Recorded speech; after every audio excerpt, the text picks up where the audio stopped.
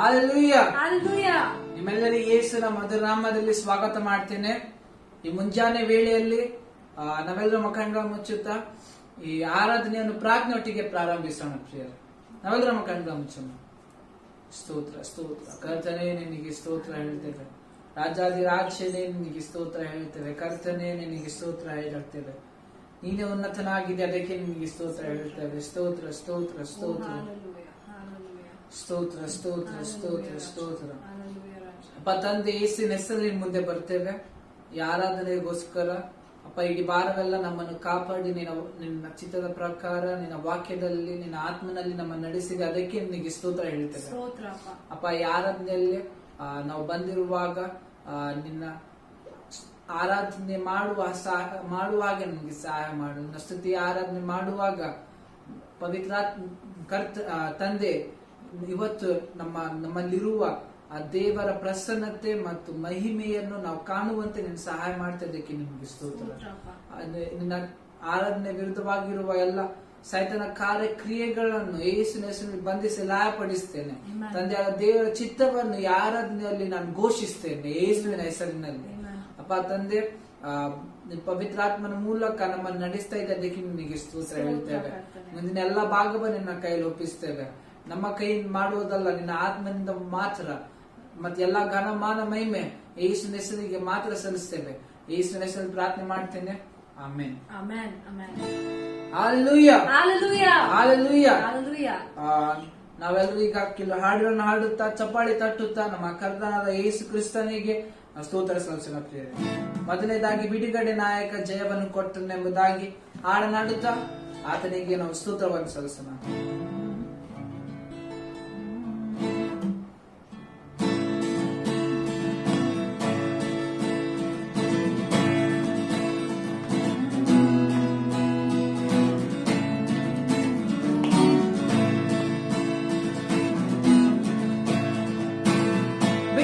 ನಾಯಕ, ಬಿಡುಗಡೆ ನಾಯಕ,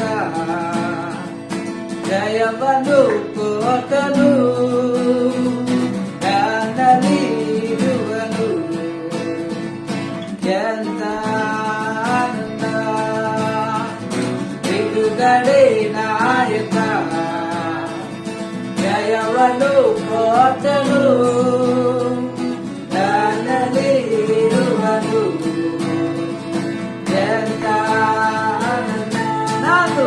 ನಾನು ಹಾಡಿ ಹರ್ಷಿಸುವೆ, ಕುಣಿದಾಡಿ ಸ್ತುತಿಸಿ ನಲಿವೆ.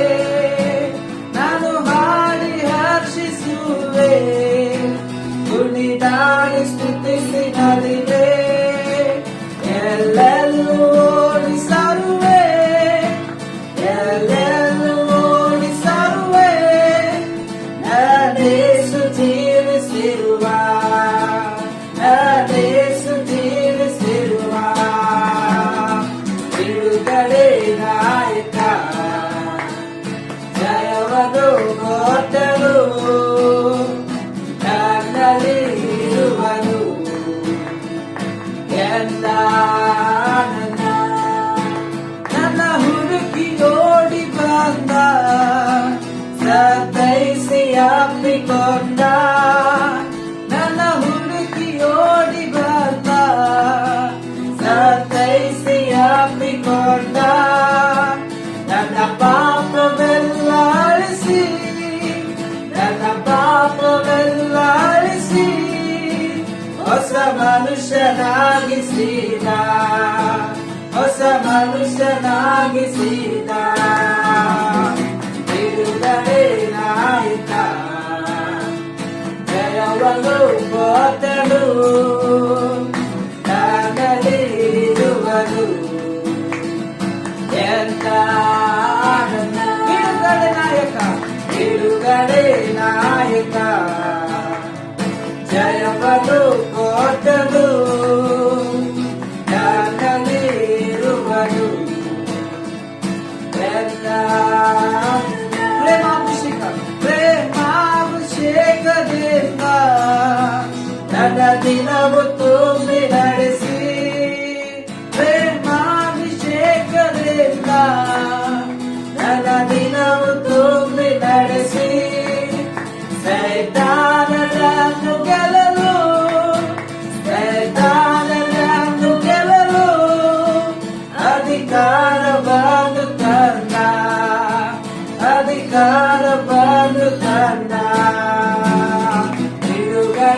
ನಾಯಕ ಜಯವನ್ನು ಕೊಟ್ಟನು ನನ್ನಲ್ಲಿ ಇರುವನು ಎಂತ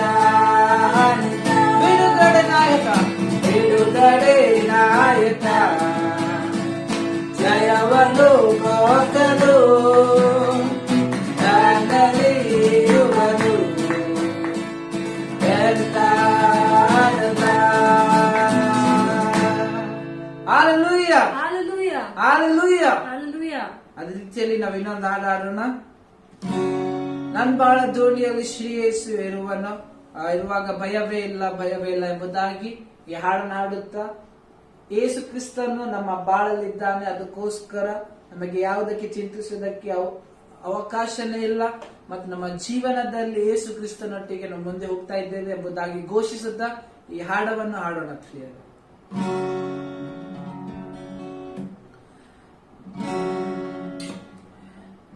ಬಾಳ ದೋಣಿಯಲ್ಲಿ ಶ್ರೀ ಯೇಸು ಇರುವನು ಭಯವೇ ಇಲ್ಲ ನನಗೆ ಭಯವೇ ಇಲ್ಲ. ಬಾಳ ದೋಣಿಯಲ್ಲಿ ಶ್ರೀ ಯೇಸು ಇರುವನು ಭಯವೇ ಇಲ್ಲ ನನಗೆ. ಬಾಳ ದೋಣಿಯಲ್ಲಿ ಶ್ರೀ ಯೇಸು ಇರುವನು ಭಯವೇ ಇಲ್ಲ ನನಗೆ ಭಯವೇ ಇಲ್ಲ. ಬಾಳ ದೋಣಿಯಲ್ಲಿ ಶ್ರೀ ಯೇಸು ಭಯವೇ ಇಲ್ಲ ನನಗೆ. ಹೊಯ್ಯಾರೆ ಹೊಯ್ಯಾರೆ ಹೊಯ್ಯಾರೆ ಹೊಯ್ಯಾರೆ ಹೊಯ್ಯಾರೆ ಹೊಯ್ಯಾರೆ ಹೊಯ್ಯಾರೆ ಹೊಯ್ಯಾರೆ ಹೊಯ್ಯಾರೆ ಮುಂದೆ ಮುಂದೆ ಸಾಗುವೆ ಹೊಯ್ಯಾರೆ ಹೊಯ್ಯಾರೆ ಮುಂದೆ ಸಾಗುವೆ ಹೊಯ್ಯಾರೆ. ಬಾಳ ದೋಣಿಯಲ್ಲಿ ಶ್ರೀ ಯೇಸು ಇರುವನು ಭಯವೇ ಇಲ್ಲ ನನಗೆ ಭಯವೇ ಇಲ್ಲ.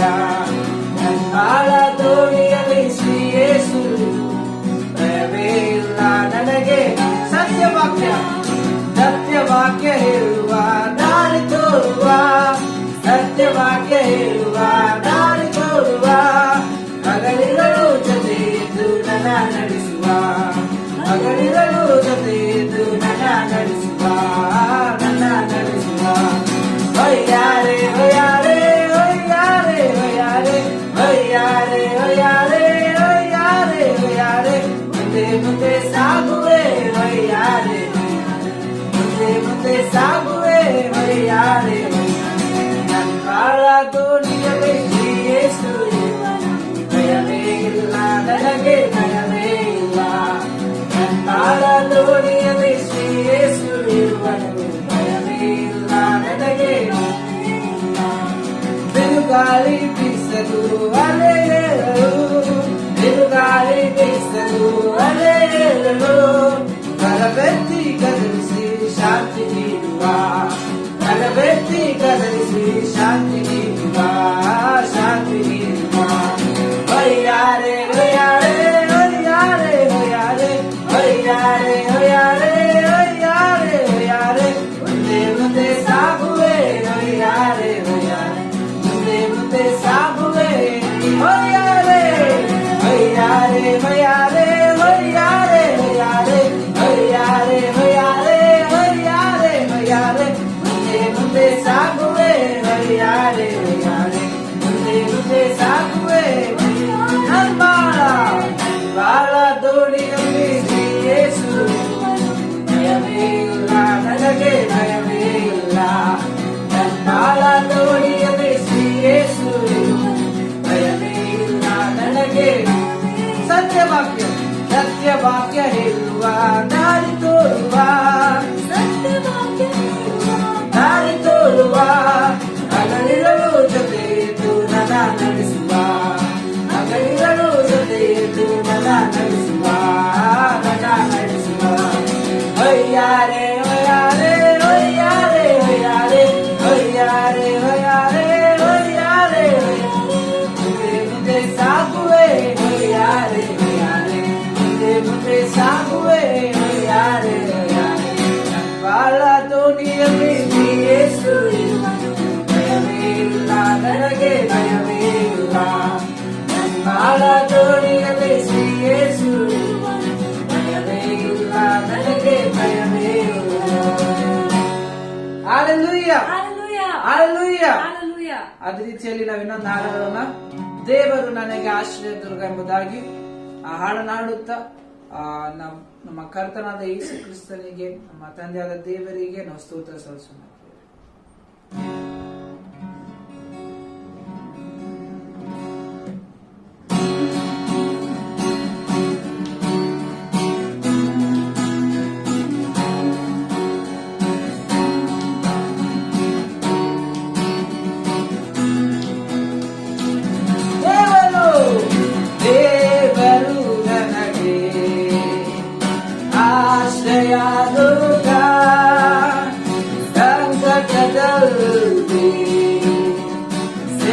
ಸಹಾಯಕ ದೇವರು ನನಗೆ ಆಶ್ರಯ ದುರ್ಗ, ಸಂಕಟದಲ್ಲಿ ಸಿದ್ಧ ಸಹಾಯಕ. ಕಡಲಲ್ಲಿ ಗುಡ್ಡಗಳು ಮುಳುಗಿದರು ಭಯವಿಲ್ಲ, ಈ ಭೂಮಿ ಅಳೆದರು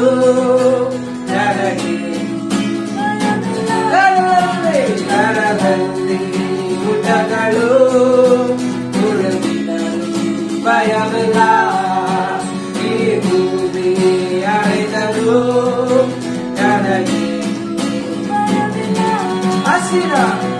ಹಸಿರ ಕಾಬಾಗಲಿ ನನ್ನನ್ನು ನಡೆಸುವುದು, ತಂಪಾದ ಬುಗ್ಗೆಯಿಂದ ದಾವದನಿಸುವುದು. ಹಸಿರು ಕಾಬಾಗಲಿ ನನ್ನನ್ನು ಮೇಯಿಸುವುದು, ತಂಪಾದ ಬುಗ್ಗೆಯಿಂದ ದಾವದನಿಸುವುದು. ನನ್ನ ಪ್ರಾಣವನ್ನು ರುಚಿಗೊಳಿಸುವುದು, ನನ್ನ ಪ್ರಾಣವನ್ನು ರುಚಿಗೊಳಿಸುವುದು, ರುಚಿಗೊಳಿಸುವುದು. ದೇವರು ನನಗೆ ಆಶ್ರಯ ದುರ್ಗ, ಸಂಕಟದಲ್ಲಿ ಸಿದ್ಧ ಸಹಾಯಕ. ದೇವರು ನನಗೆ ಆಶ್ರಯ ದುರ್ಗ, ಸಂಕಟದಲ್ಲಿ ಸಿದ್ಧ ಸಹಾಯಕ. ಕಡಲಲ್ಲಿ ಗುಡ್ಡಗಳು ಮುಳುಗಿದರು ಭಯವಿಲ್ಲ, ಈ ಭೂಮಿ ಅಳೆದರು ನನಗೆ ಭಯವಿಲ್ಲ. ಕಡಲಲ್ಲಿ ಗುಡ್ಡಗಳು ಮುಳುಗಿದರು ಭಯವಿಲ್ಲ, ಈ ಭೂಮಿ ಅಳೆದರು ನನಗೆ ವೈರಿಗಳ ಎದುರಲ್ಲಿ ಔತಣ ನಡೆಸುವರು, ನನ್ನ ಶಿರದಲ್ಲಿ ನೆಲವ ಹಚ್ಚುವರು. ವೈರಿಗಳ ಎದುರಲ್ಲಿ ಔತಣ ನಡೆಸುವರು, ನನ್ನ ಶಿರದಲ್ಲಿ ನೆಲವ ಹಚ್ಚುವರು. ಜೀವಮಾನವೆಲ್ಲ ಶುಭವ ನೀಡುವುದು, ಜೀವಮಾನವೆಲ್ಲ ಹೃದಯ ತೋರುವುದು, ಹೃದಯ ತೋರುವುದು. ದೇವರು ನನಗೆ ಆಶ್ರಯ ದುರ್ಗ, ಸಂಕಟದಲ್ಲಿ ಸಿದ್ಧ ಸಹಾಯಕ. ದೇವರು ನನಗೆ ಆಶ್ರಯ ದುರ್ಗ, ಸಂಕಟದಲ್ಲಿ ಸಿದ್ಧ ಸಹಾಯಕ. ಕಡಲಲ್ಲಿ ಗುಡ್ಡಗಳು ಮುಳುಗಿದರು ಭಯವಿಲ್ಲ, ಈ ಭೂಮಿ ಅಳೆದರು ನನಗೆ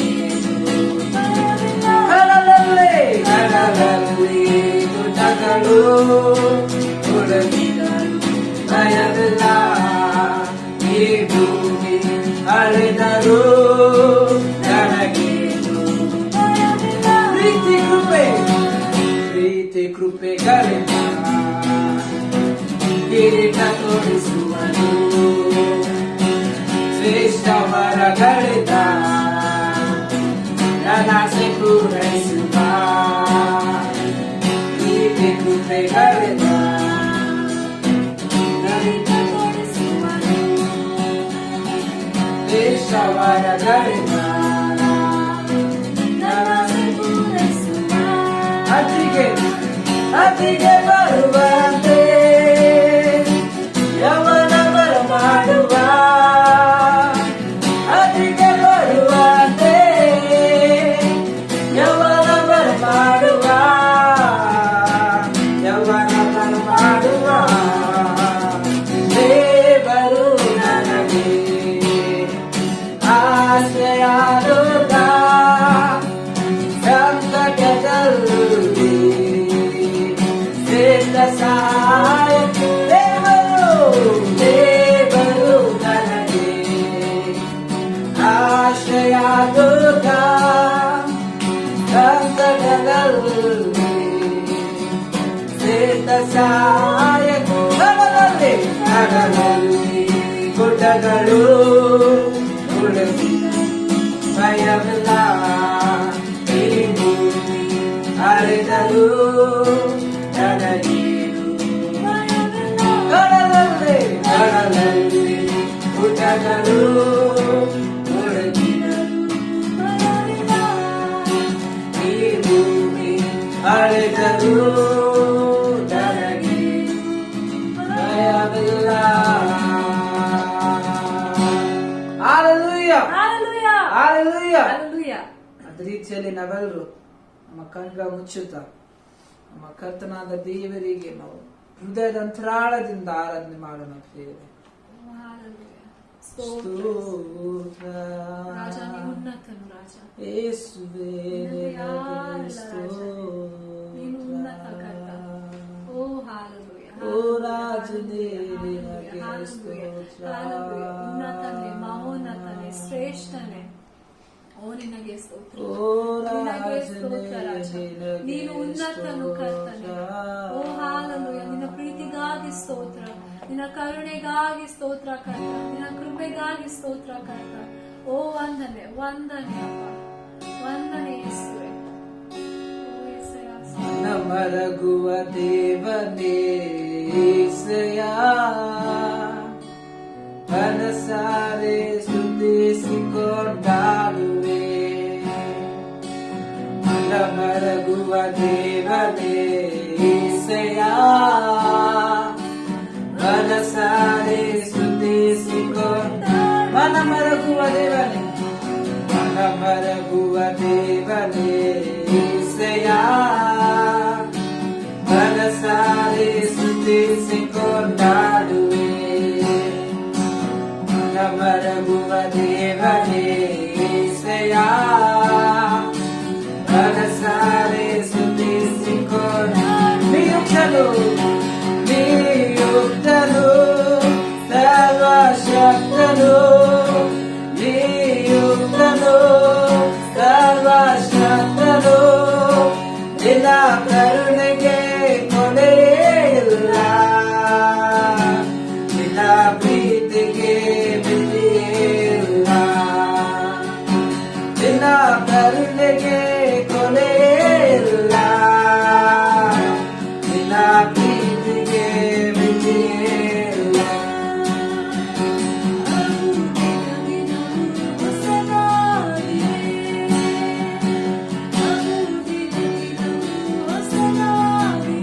ಮರಗುವ ದೇವನೇ ಮರಗುವ ದೇವನೇ ಯೇಸಯ್ಯ.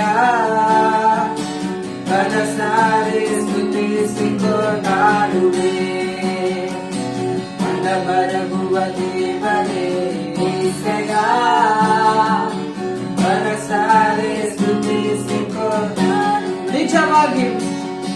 ನಿಜವಾಗಿ ನಮ್ಮಯ ಕಷ್ಟಗಳ ಹೊತ್ತುಕೋ ಸಹಿಸಿಕೊಂಡು ದುಃಖಗಳ ಸಹಿಸಿಕೊಂಡೆ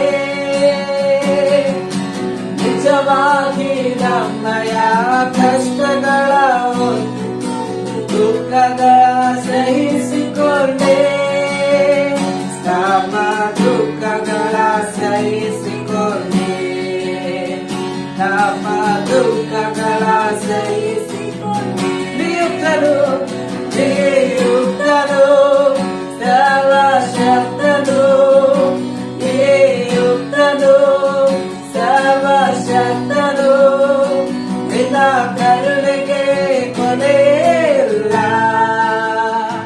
ನಿನ್ನ ಪ್ರೀತಿಗೆ ಮಿತಿಯಿಲ್ಲ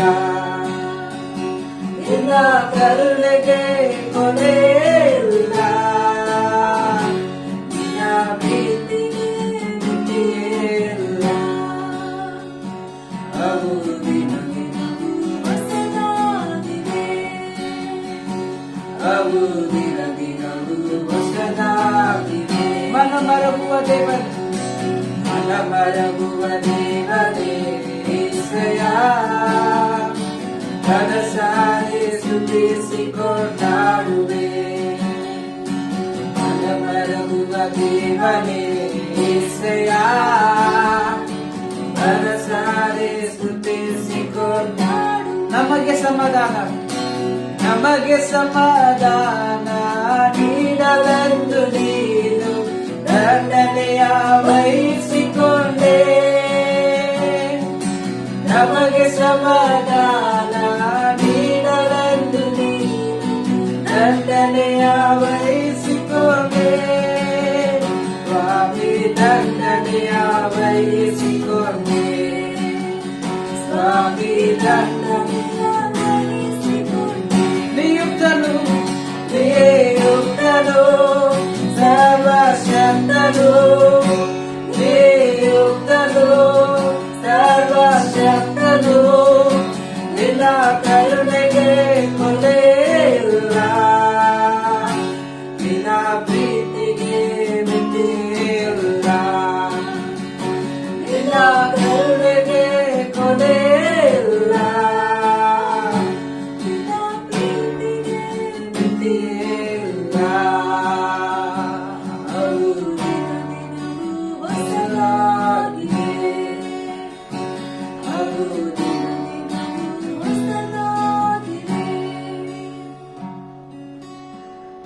ಮರಗುವ ದೇವನೇ ಶ್ರೇಯ ಮನಸಾರೆ ಸ್ತುತಿಸಿಕೊಂಡಾಡುವೆ ಮರಗುವ ದೇವನೇ ಶ್ರೇಯ ಮನಸಾರೆ ಸ್ತುತಿಸಿಕೊಂಡಾಡುವೆ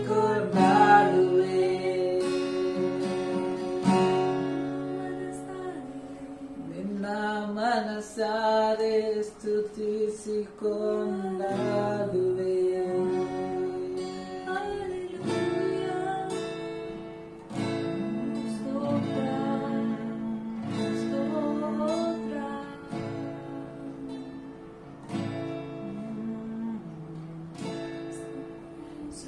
ಸೃಷ್ಟಿಗೆ ಯಜಮಾನ ನೀನೇ ಸರ್ವ ಸೃಷ್ಟಿಯ ಪಾಲಕ ನೀನೇ ಈ ಭೂಲೋಕಳಿದರು ನಿನ್ನಯ ನುಡಿಗಳು ನಿನ್ನ ಮಳಿಯದು ಎಂದು ಯಜಮಾನ ನೀನೇ ಸರ್ವ ಸೃಷ್ಟಿಯ ಪಾಲಕ ನೀನೇ ಈ ಭೂಲೋಕಳಿದರು ನಿನ್ನಯ ನುಡಿಗಳು ನಿನ್ನ ಮಳಿಯದು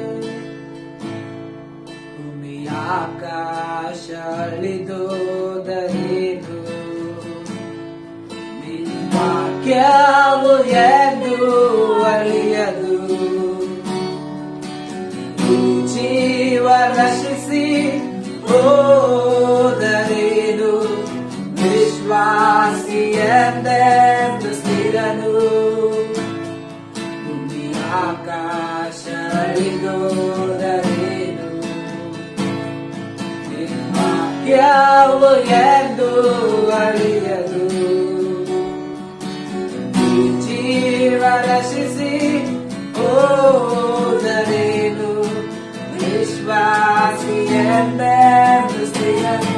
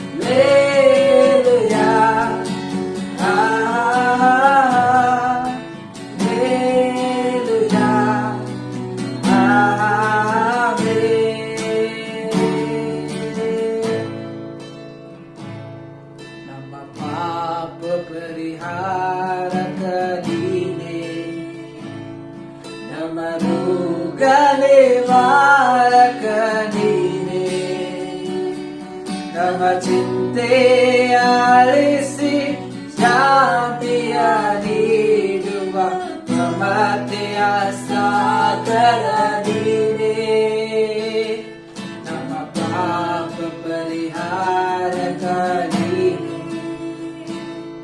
ನಮ್ಮ ರೋಗ ನಿವಾರಕ ನೀನೇ ನಮ್ಮ ಚಿಂತೆ ಆಳಿಸಿ ಶಾಂತಿಯ ನೀಡುವ ಮಮತೆಯ ಸಾಗರ ನೀನೇ ಹಲ್ಲೆಲೂಯಾ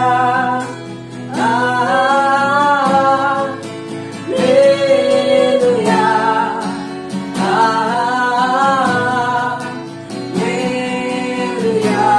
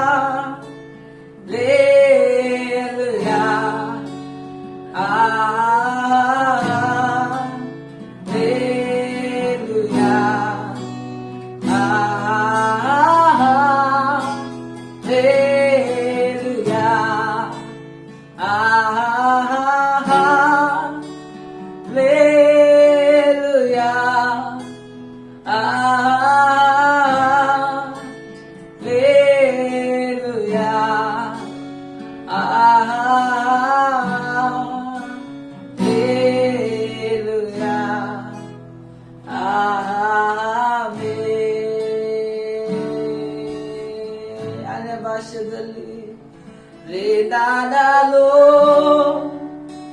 ರೇದಾನಲ ರೇದಾನಲ ರೇದಾನಲ ರೇದಾನಲ ರೇದಾನಲ ರೇದಾನಲ ರೇದಾನಲ ರೇದಾನಲೋ ರೇದಾನಲ ರೇದಾನಲ ರೇದಾನಲೋ ರೇದಾನಲ ರೇದಾನಲ ರೇದಾನಲ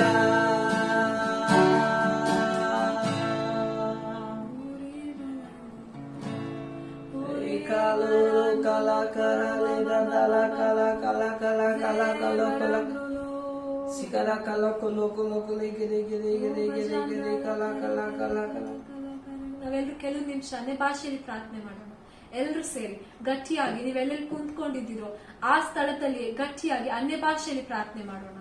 ಓರಿ ಬಶಂದರ ಕಲ ಓರಿ ಕಲಾಂಗರೆ ಬಶಕಲ ಗೋಬಲ ಕರ ಬಜ ಕರಂದೋಲು ಮಮ್ಮ ರೇಬಲ ಕರ ಶಕಲ ರೇಬಲೆ ಮಲ ಮಲಾಂದ್ರೆ ಮಲಾಂದ್ರ ಮೇಲಾಂದ್ರ ಮಲಾಂದ್ರ ಮಲಾಂದ್ರ ಮಲಾಂದ್ರಮೆ ಓಸಿ ಕರೆ ಬಲಾಂದರ ಬಶಕಲ ರೇ ಬಶಕರಂದಲ ಕಜ ಕರ ರೇ ಬಜೋಂದ್ರ ಲೋಕೋ ಲೋಕೋ ಲೋಕೋ ಜೋಕೋ ರೀ ಬಜೋಂದ್ರ ಕರ ಕಜ ಓರಿ ಸ್ತೋತ್ರ ತಂದೆ, ಸ್ತೋತ್ರ ತಂದೆ, ಸ್ತೋತ್ರ ಅಪ್ಪ. ಓ ವಂದನೆ ಕರ್ತನೆ, ವಂದನೆ ರಾಜ. ಈ ಸಮಯದಲ್ಲಿ ನೀವೆಲ್ಲೆಲ್ಲಿ ಇದ್ದೀರೋ, ಯಾರಾದ್ರೂ ನಿಮ್ಮ ದೇಹದಲ್ಲಿ ಯಾವುದೇ ರೋಗದಿಂದ, ಯಾವುದೇ ನೋವಿನಿಂದ, ಯಾವುದೇ ಕಾಯಿಲೆಯಿಂದ ಕುಂತ್ಕೊಂಡಿದ್ರೆ ಈ ಸಮಯದಲ್ಲಿ ನಿಮ್ಮ ಕೈಗಳನ್ನೆತ್ರಿ, ನಂಬಿಕೆಯಿಂದ ನಿಮ್ಮ ಗಳನ್ನೆತ್ತಿ. ಈ ಸಮಯದಲ್ಲಿ ಕರ್ತನ ಪ್ರಸನ್ನತೆಯು ನಿಮ್ಮ ಮನೆಗಳಲ್ಲಿ ಇದೆ. ಆತನು ನಿಮ್ಮನ್ನು ಗುಣ ಮಾಡ್ತಾನೆ. ಓ ವಂದನೆ ಅಪ್ಪ, ಓ ವಂದನೆ, ವಂದನೆ, ವಂದನೆ, ವಂದನೆ, ವಂದನೆ ರಾಜ. Oh hallelujah. Oh thank you Jesus, thank you Jesus, thank you Jesus, thank you Jesus. Oh we love you Lord. Oh we hallelujah. ಅಪ್ಪ ತಂದೆ, ಯೇಸು ಕ್ರಿಸ್ತನ ಹೆಸರಲ್ಲಿ ಮುಂದೆ ಬರ್ತೇವೆ ರಾಜ. ಅಪ್ಪ ನಾವೆಲ್ಲರೂ ಸೇರಿ ನಮ್ಮ ಮನೆಗಳಲ್ಲಿ ಇರ್ಬೋದು, ನಾವು ಕುಂತ್ಕೊಂಡು ಆರಾಧನೆ ಮಾಡ್ತಾ ಇರ್ಬೋದು. ಈ ದಿನಕ್ಕಾಗಿ ವಂದನೆ ರಾಜ. ಈ ಸಮಯದಲ್ಲಿ ಸಭೆಯಾಗಿ ನಮ್ಮ ಮನೆಗಳಲ್ಲಿ ಇದ್ರೂ ಕೂಡ ಸಭೆಯಾಗಿ ಒಂದು ದೇಹವಾಗಿ ನಮ್ಮನ್ನು ಸೇರಿಸಿ ಆರಾಧನೆ ಮಾಡುವಂತ ಭಾಗ್ಯವನ್ನು ಕೊಟ್ಟಿದ್ದಕ್ಕಾಗಿ ಸ್ತೋತ್ರ ಕರ್ತನೆ. ಸ್ತೋತ್ರ ರಾಜ, ಸ್ತೋತ್ರ ರಾಜ, ಸ್ತೋತ್ರ, ಸ್ತೋತ್ರ. ನಿನ್ನನ್ನು ಆರಾಧಿಸುವುದು, ನಮ್ಮ ಉತ್ತಮವಾದ ಆರಾಧನೆ ಕೊಡುವುದು ಓ ನಿನಗೆ ಎಷ್ಟೊಂದು ಸಂತೋಷವಂತ ಆಗ್ತದೆ. ಅದಕ್ಕಾಗಿ ಸ್ತೋತ್ರ ಕರ್ತನೆ. ನೀನು ಮೆಚ್ಚುಗೆ ಪಡ್ತಿ, ಅದಕ್ಕಾಗಿ ಸ್ತೋತ್ರ ಕರ್ತನೆ. ಓ ಹಾಲೆಲೂಯ. ವಂದನೆ ಅಪ್ಪ, ವಂದನೆ ಅಪ್ಪ. ಪ್ರತಿಯೊಬ್ಬರು ಆರಾಧನೆ ಮಾಡಿದಾಗ ಅವರ ಹೃದಯಗಳು ವಾಕ್ಯವನ್ನು ಕೇಳುವುದಕ್ಕಾಗಿ ಸಿದ್ಧವಾಗಿದೆ. ಅದಕ್ಕಾಗಿ ಸ್ತೋತ್ರ ಕರ್ತನೆ, ಸ್ತೋತ್ರ. ಇವತ್ತು ವಾಕ್ಯ ಹೋದಾಗ ಅದು ಬೀಜದ ಹಾಗೆ ಹೋದಾಗ ಅದು ವ್ಯರ್ಥವಾಗಿ ಹಿಂತಿರುಗುವುದಿಲ್ಲ. ಅದಕ್ಕಾಗಿ ಸ್ತೋತ್ರ. ಅದು 100 ಪಟ್ಟು ಅಲ್ಲಿ ಫಲಗಳನ್ನು ತರ್ತದೆ. ಅದಕ್ಕಾಗಿ ಸ್ತೋತ್ರ ಕರ್ತನೆ. ನಿನ್ನ ವಾಕ್ಯವು ಇಬ್ಬಾಯಿ ಕತ್ತಿಯಂತೆ ಇದೆ. ಅದಕ್ಕಾಗಿ ಸ್ತೋತ್ರ ಕರ್ತನೆ. ಓ ಹಾಲೆಲೂಯ. ವಂದನೆ ಅಪ್ಪ, ವಂದನೆ, ವಂದನೆ, ವಂದನೆ ಅಪ್ಪ. ಯಾರ್ಯಾರು ತಮ್ಮ ದೇಹದಲ್ಲಿ ಯಾವುದೇ ಕಾಯಿಲೆ, ನೋವು ಅಥವಾ ರೋಗದಿಂದ ಇದ್ದಾರೋ ಅಪ್ಪ, ಯಾವುದೇ ಭಾರದಿಂದ ಇದ್ದಾರೋ ಈ ಸಮಯದಲ್ಲಿ ನಾವು ಅವ್ರಿಗಾಗಿ ಪ್ರಾರ್ಥಿಸ್ತೇವೆ ರಾಜ. ಅವರ ದೇಹಗಳಲ್ಲಿ ನಿನ್ನ ಅದ್ಭುತವನ್ನು ಮಾಡಿದಿ. ಅದಕ್ಕಾಗಿ ಸ್ತೋತ್ರ ಕರ್ತನೆ, ಸ್ತೋತ್ರ ಕರ್ತನೆ. ಅವರು ಯೇಸುವಿನ ಬಾಸುಂಡೆಗಳಿಂದ ಗುಣವಾಗಿದ್ದಾರೆ. ಅದಕ್ಕಾಗಿ ಸ್ತೋತ್ರ ಕರ್ತನೆ, ಸ್ತೋತ್ರ, ಸ್ತೋತ್ರ. ನೀನು ಅವರ ಅಪರಾಧಗಳನ್ನು ಕ್ಷಮಿಸಿ ಸಕಲ ರೋಗಗಳನ್ನು ಗುಣ ಮಾಡಿದ್ದೆ. ಅದಕ್ಕಾಗಿ ಸ್ತೋತ್ರ ಕರ್ತನೆ, ಸ್ತೋತ್ರ ಕರ್ತನೆ. ಯೇಸು ಕ್ರಿಸ್ತನ ಹೆಸರಿನಿಂದ ಅವರು ಗುಣವಾಗಿದ್ದಾರೆ ಅಂತ ಘೋಷಿಸ್ತೇವೆ ರಾಜ. ಈ ಸಮಯದಲ್ಲಿ ಪ್ರತಿಯೊಂದು ನೋವು, ಪ್ರತಿಯೊಂದು ರೋಗ ಅವರ ದೇಹಗಳನ್ನು ಬಿಟ್ಟು ಹೋಗಿದೆ. ಅದಕ್ಕಾಗಿ ಸ್ತೋತ್ರ ಕರ್ತನೆ, ಸ್ತೋತ್ರ ಕರ್ತನೆ, ಸ್ತೋತ್ರ, ಸ್ತೋತ್ರ. ನಿನ್ನ ಹೆಸರಿನಲ್ಲಿ ಇರುವಂತಹ ಅಧಿಕಾರ ಉಪಯೋಗಿಸುವುದಕ್ಕೆ ನಮಗೆ ಕೊಟ್ಟಿದೆ. ಅದಕ್ಕಾಗಿ ಸ್ತೋತ್ರ ಕರ್ತನೆ. ಓ ವಂದನೆ ಅಪ್ಪ, ವಂದನೆ, ವಂದನೆ. ಯೇಸು ಕ್ರಿಸ್ತನು ಶಿಲುಬೆಯ ಮೇಲೆ ಮಾಡಿ ಮುಗಿಸಿರುವ ಕಾರ್ಯಗಳ ಮೂಲಕವೇ ಅವರು ಇವತ್ತು ಅಲ್ಲಿ ಆರೋಗ್ಯದಿಂದ ಇರ್ತಾರೆ. ಅದಕ್ಕಾಗಿ ಸ್ತೋತ್ರ. ನಿನ್ನ ಚಿತ್ತವು ಅವರು ಕಾಯಿಲೆಯಲ್ಲಿ ಇರುವುದು ಇಲ್ಲ ಕರ್ತ. ನಿನ್ನ ಚಿತ್ತವು ಅವರು ರೋಗದಲ್ಲಿ ಬಳಲುವುದು ಅಲ್ಲ ಕರ್ತನೆ. ನಿನ್ನ ಚಿತ್ತವು ಅವರು ಸುಕ್ಷೇಮದಿಂದ, ಆರೋಗ್ಯದಿಂದ ಇರಬೇಕು ಎನ್ನುವುದು ಕರ್ತನೆ. ಅವರ ದೇಹಗಳ ಮೂಲಕವೂ ನಿನ್ನ ನಾಮಕ್ಕೆ ಮಾತ್ರ ಮಹಿಮೆ ಆಗ್ಬೇಕು ಕರ್ತ. ಓ ನಿನಗೆ ವಂದನೆ ರಾಜ, ನಿನಗೆ ವಂದನೆ. ಪ್ರತಿಯೊಂದು ಅದ್ಭುತಗಳಿಂದ ನಿನ್ನ ನಾಮಕ್ಕೆ ಮಾತ್ರ ಮಹಿಮೆ ಆಗ್ಬೇಕು ರಾಜ. ಮುಂದಿನ ಸಮಯವನ್ನು ನಿನ್ನ ಕೈಯಲ್ಲಿ ಒಪ್ಪಿಸಿಕೊಡ್ತೇವೆ. ಪವಿತ್ರಾತ್ಮನೆ ನೀನ್ ನಡೆಸು. ಪವಿತ್ರಾತ್ಮನೆ, ಓ ಹಾಲೆಲೂಯ. ನಿನ್ನ ಮೇಲೆ ಆತ್ಕೊಳ್ತೇವೆ ಪವಿತ್ರಾತ್ಮ. ನೀ ನಮ್ಮನ್ನು ನಡೆಸು, ನುಡಿಸು. ಎಲ್ಲದರಿಂದಲೂ ನಿನ್ನ ನಾಮಕ್ಕೆ ಮಾತ್ರ ಮಹಿಮೆ ಆಗುವಂತೆ ಯೇಸು ಕ್ರಿಸ್ತನ ಹೆಸರಿನಲ್ಲಿ ಈ ಪ್ರಾರ್ಥನೆಯನ್ನು ಬೇಡಿ ಹೊಂದಿದ್ದೇವೆ ತಂದೆಯೇ. ಆಮೆನ್.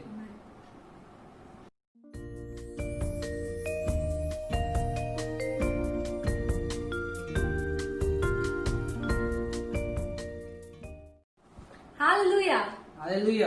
ಮತ್ತು ಇವಾಗ ಕಾಣಿಕೆ ಕೊಡುವಂತ ಸಮಯವಾಗಿದೆ. ನಿಮ್ಮ ಕಾಣಿಕೆಗಳು, ನಿಮ್ಮ ದಶಾಂಶಗಳನ್ನು ನಿಮ್ಮ ಕೈಯಲ್ಲಿ ತೆಗೆದುಕೊಳ್ಳಿರಿ. ಕರ್ತನು ಸಂತೋಷದಿಂದ ಕೊಡುವವರನ್ನು ಪ್ರೀತಿಸ್ತಾನೆ. ಆದ ಕಾರಣ ಇವಾಗ ನಾವು ವಾಕ್ಯಗಳನ್ನು ಹೇಳುವಾಗ ನಂಬಿಕೆಯಿಂದ ನಿಮ್ಮ ಕಾಣಿಕೆಗಳನ್ನು ಹಾಕ್ರಿ. ನನ್ನಿಂದ ವಾಕ್ಯವನ್ನು ಹೇಳ್ರಿ. ನಾನು ಕೊಡುತ್ತೇನೆ, ನಾನು ಕೊಡುತ್ತೇನೆ, ಆಗ ನನಗೆ ಕೊಡಲ್ಪಡುವುದು, ಜಡೆದು ಅಲ್ಲಾಡಿಸಿ ಹೊರಚೆಲ್ಲುವ ಹಾಗೆ ತುಂಬಾ ಅಳತೆಯನ್ನು ಅಳೆದು ನನ್ನ ಸೆರಗಿಗೆ ಹಾಕಲ್ಪಡುವುದು. ನಾನು ಸಾಲ ತೆಗೆದುಕೊಳ್ಳುವುದಿಲ್ಲ, ಆದರೆ ಅನೇಕ ದೇಶಗಳಿಗೆ ಸಾಲ ಕೊಡುವೆನು. ಆಮೆನ್. ಪ್ರಾಯಸ್ಸೆಂಬ ಹಾಡನ್ನು ಹಾಡುತ್ತಾ ನಮ್ಮ ಕಾಣಿಕೆಯನ್ನು ನಾವು ಕರ್ತನಿಗೆ ಕೊಡೋಣ. ಪ್ರಾಯಸ್ಸೆಂಬವು ಹಸಿದಿದ್ದರು, ಯೇಸುವನ್ನು ಹುಡುಕಿದರೆ ಕೊರತೆ ಇಲ್ಲ. ಪ್ರಾಯಸ್ಸೆಂಬವು ಹಸಿದಿದ್ದರು, ಯೇಸುವನ್ನು ಹುಡುಕಿದರೆ ಪ್ರಾಯಸ್ಸೆಂಬವು ಹಸಿದಿದ್ದರು, ಯೇಸುವನ್ನು ಹುಡುಕಿದರೆ ಕೊರತೆ ಇಲ್ಲ.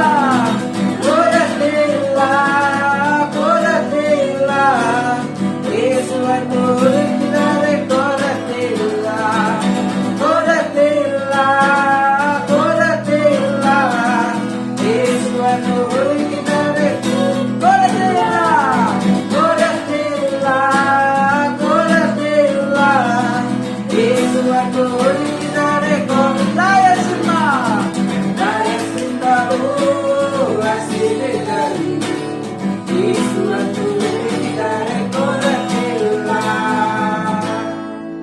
Hallelujah. Please take your tithes and offerings in the hand. We will pray now. Shall we pray? Abba, Father, in Jesus' name, we thank you for your children. We thank you. We worship you with our offerings and tithes, O God. We worship you. And I pray every seed which your children are sowing, it will be blessed, it will be multiplied, good measure, pressed down, shaken together. Men will pour into their bosom. And I pray for all the tithers. The hand of God will touch their salary. It will be blessed, it will be multiplied, it will be given back to Father. Open their eyes of understanding. They will know you are El Shaddai. You are the owner of heaven and earth. They experience plenty, more than enough experience this month. There shall be a blessing for all nations. Thank you, your word gives us assurance. You will rebuke the devourer. Every unnecessary expenditure is rebuked in Jesus' name. Every medical bill is rebuked in Jesus' name. Be thou glorified. In Jesus' name we pray. Amen.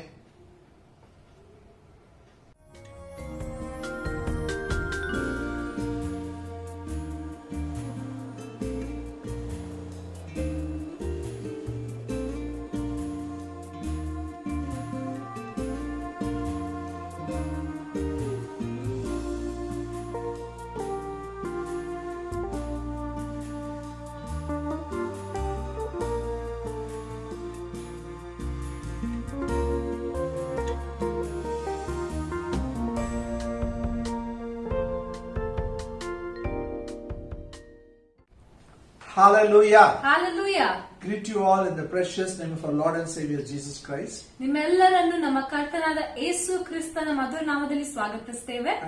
I like to make some announcements before I start the message. Message ಅನ್ನು ಹೇಳುವ ಮೊದಲು, ವಾಕ್ಯವನ್ನು ಕೇಳುವ ಮೊದಲು ನಾನು ಮೊದಲು ಕೆಲವು ಪ್ರಕಟಣೆಗಳನ್ನು ಮಾಡಬೇಕು ಅಂತ ಬಯಸ್ತೇನೆ. Today we didn't make announcements, we didn't pray for the nation. ಇವತ್ತು ನಾವು ನಮ್ಮ ಪ್ರಕಟಣೆಗಳನ್ನು ಮಾಡಲಿಲ್ಲ, ನಮ್ಮ ದೇಶಕ್ಕಾಗಿ ಪ್ರಾರ್ಥನೆ ಮಾಡಲಿಲ್ಲ. Today is called as Pentecost Sunday. ಇವತ್ತು ಈ ರವಿವಾರವನ್ನು ಪೆಂತಕೋಸ್ತಿನ ರವಿವಾರ ಎಂದು ಕರೆಯಲ್ಪಡುತ್ತದೆ. So today 12 o'clock to 12:20, 20 minutes, all of us, all the Christians in this nation, in our country, will be praying for the country. ಇವತ್ತು 12 ಗಂಟೆ, ಮಧ್ಯಾಹ್ನ 12 ಗಂಟೆಯಿಂದ 12:20 ನಮ್ಮ ದೇಶದಲ್ಲಿರುವಂತ ಎಲ್ಲಾ ವಿಶ್ವಾಸಿಗಳು, ಎಲ್ಲಾ ಸಭಿಕರು ಪ್ರಾರ್ಥನೆ ಮಾಡುವವರಾಗಿದ್ದಾರೆ. Listen, Kelly, we will not come live, we will not pray together. You have to pray in your house, I will pray in my house. ನಾವು ಲೈವ್ ಬರುವುದಿಲ್ಲ, ನಾವು ಯೂಟ್ಯೂಬ್ ಅಲ್ಲಿ ವಿಡಿಯೋ ಮಾಡುವುದಿಲ್ಲ. ನೀವು ನಿಮ್ಮ ಮನೆಯಲ್ಲಿ ಕುಟುಂಬವಾಗಿ 12 ಗಂಟೆಯಿಂದ 12:20 ಪ್ರಾರ್ಥನೆ ಮಾಡಿ, ನಾನು ನನ್ನ ಮನೆಯಲ್ಲಿ ಪ್ರಾರ್ಥನೆ ಮಾಡ್ತೇನೆ. And our state government has announced from June first we can start the church service. ಮತ್ತು ನಮ್ಮ ರಾಜ್ಯದ ಸರ್ಕಾರವು ಅಲ್ಲಿ ಪ್ರಕಟಣೆ ಮಾಡಿದೆ ಏನಂದ್ರೆ ನಾವು ಜೂನ್ 1ನೇ ದಿನಾಂಕದಿಂದ ನಾವು ನಮ್ಮ ಆರಾಧನೆಗಳನ್ನು ಪ್ರಾರಂಭ ಮಾಡಬಹುದು. Still we are waiting for official confirmation. ಆದ್ರೂ ಕೂಡ ಸರ್ಕಾರದಿಂದ ನಾವು ಒಂದು ಅಫಿಷಿಯಲ್ ಆಗಿರುವಂತ ಒಂದು ಖಚಿತತೆಗಾಗಿ ಕಾಯ್ತಾ ಇದ್ದೇವೆ. The moment the order comes, next week all our services we will have it in our church building. ಮತ್ತು ಆರ್ಡರ್ ಬಂದಾಗ ನಾವು ಮುಂದಿನ ವಾರವೇ ಪ್ರತಿಯೊಂದು ಆರಾಧನೆಯನ್ನು ಸಭೆಯಲ್ಲಿ ಮಾಡ್ತೇವೆ. First morning services will begin. ನಾವು ಜೂನ್ ತಿಂಗಳಿನ ಮೊದಲನೇ ಆರಾಧನೆಯನ್ನೇ ನಾವು ಅಲ್ಲಿಂದ ಪ್ರಾರಂಭ Every ಮಾಡ್ತೇವೆ. month first morning 6 o'clock we gather in the church, we worship the Lord and we will take one promise and meditate. ಪ್ರತಿ ತಿಂಗಳಿನ ಮೊದಲನೇ ದಿನ ನಾವು ಬೆಳಗ್ಗೆ 6 ಗಂಟೆಗೆ ಸೇರ್ತೇವೆ. ನಾವು ಒಂದು ವಾಗ್ದಾನ ತಗೊಂಡು ಧ್ಯಾನ ಮಾಡ್ತೇವೆ. And all our services, Tuesday service, our Sunday evening fasting prayer, Sunday morning, every service will be there, God willingly. ಮತ್ತು ದೇವರ ಚಿತ್ತಾನುಸಾರವಾಗಿ ನಮ್ಮ ಎಲ್ಲ ಆರಾಧನೆಗಳು, ರವಿವಾರ ಆರಾಧನೆ, ಮಂಗಳವಾರ ಆರಾಧನೆ ಮತ್ತು ಶನಿವಾರ ಉಪವಾಸ ಪ್ರಾರ್ಥನೆ ಎಲ್ಲವೂ ಸಭೆಯಲ್ಲಿ ಇರ್ತೇವೆ. Amen. Amen. Now turn your Bible to book of Ephesians, 2nd chapter. We will read verse 8.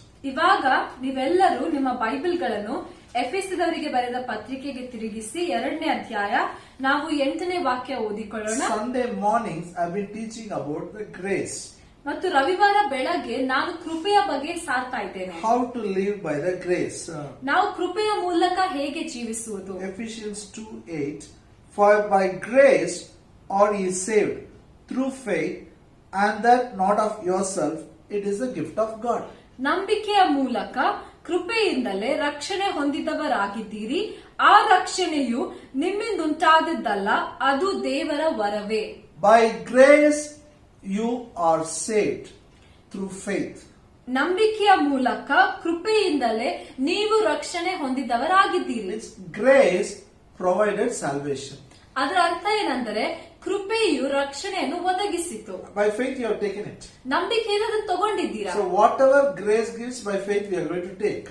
ಆದ ಕಾರಣ ಏನೆಲ್ಲ ಕೃಪೆ ಕೊಡ್ತಿದ್ದೋ ನಾವು ನಂಬಿಕೆಯ ಮೂಲಕ ತಗೊಳ್ತೇವೆ. For quite few months I've been teaching how to possess the blessings. ಮತ್ತು ಕೆಲವು ತಿಂಗಳುಗಳಿಂದ ನಾನು ಕಲಿಸ್ತಾ ಇದ್ದೇನೆ ಹೇಗೆ ಎಲ್ಲ ಆಶೀರ್ವಾದಗಳನ್ನು ನಾವು ಸ್ವಾಧೀನ But ಮಾಡಿಕೊಳ್ಳಬೇಕು. now I'm talking about holiness.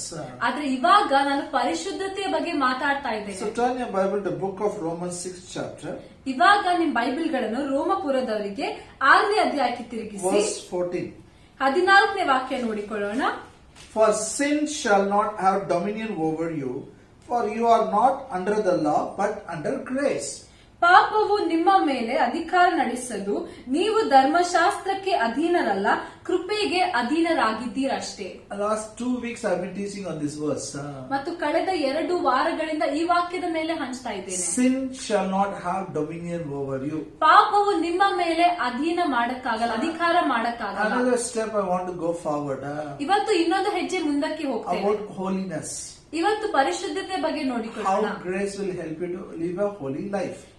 ಕೃಪೆಯು ನೀವು ಪರಿಶುದ್ಧರಾಗಿ ಜೀವಿಸುವಂತೆ ಹೇಗೆ ಸಹಾಯ ಮಾಡ್ತಿದೆ. To understand that concept about holiness, let us study about healing. ಪರಿಶುದ್ಧತೆಯ ಬಗ್ಗೆ ಕಲಿಯುವುದಕ್ಕಾಗಿ ಮೊದಲು ನಾವು ಸ್ವಸ್ಥತೆಯ ಬಗ್ಗೆ ಕಲಿಯೋಣ. Because healing is everybody needs, everybody understands. That's why I've taken healing as an example.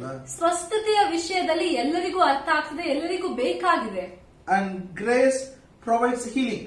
ಮತ್ತು ಕೃಪೆಯು ಸ್ವಸ್ಥತೆಯನ್ನು ದಯಪಾಲಿಸುತ್ತದೆ. Turn your Bible to book of James. ನಿಮ್ಮ ಬೈಬಲ್ಗಳನ್ನು ಯಾಕೋಬಿನ ಪುಸ್ತಕಕ್ಕೆ ತಿರುಗಿಸಿ 5th chapter. 5ನೇ ಅಧ್ಯಾಯ We will read verse 14 and 15. ನಾವು 14-15 ಓದಿಕೊಳ್ಳೋಣ.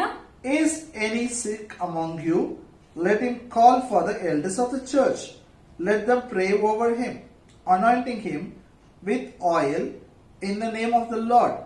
And the prayer of faith shall save the sick, and the Lord shall raise him up, and if he has committed sins, they shall be forgiven. ಮತ್ತು ಅವನು ನಿಮ್ಮಲ್ಲಿ ಅಸ್ವಸ್ಥನಾಗಿರುವವನು ಇದ್ದಾನೋ ಅವನು ಸಭೆಯ ಹಿರಿಯರನ್ನು ಕರೆ ಕಳುಹಿಸಲಿ, ಅವರು ಕರ್ತನ ಹೆಸರಿನಿಂದ ಅವನಿಗೆ ಎಣ್ಣೆ ಹಚ್ಚಿ ಅವನಿಗೋಸ್ಕರ ದೇವರನ್ನು ಪ್ರಾರ್ಥಿಸಲಿ. ನಂಬಿಕೆಯಿಂದ ಮಾಡಿದ ಪ್ರಾರ್ಥನೆಯು ರೋಗಿಯನ್ನು ರಕ್ಷಿಸುವುದು. ಕರ್ತನು ಅವರನ್ನು ಎಬ್ಬಿಸುವನು, ಮತ್ತು ಪಾಪ ಮಾಡಿದವನಾಗಿದ್ದರೆ ಅದು ಪರಿಹಾರವಾಗುವುದು. James is a pastor of Jerusalem church.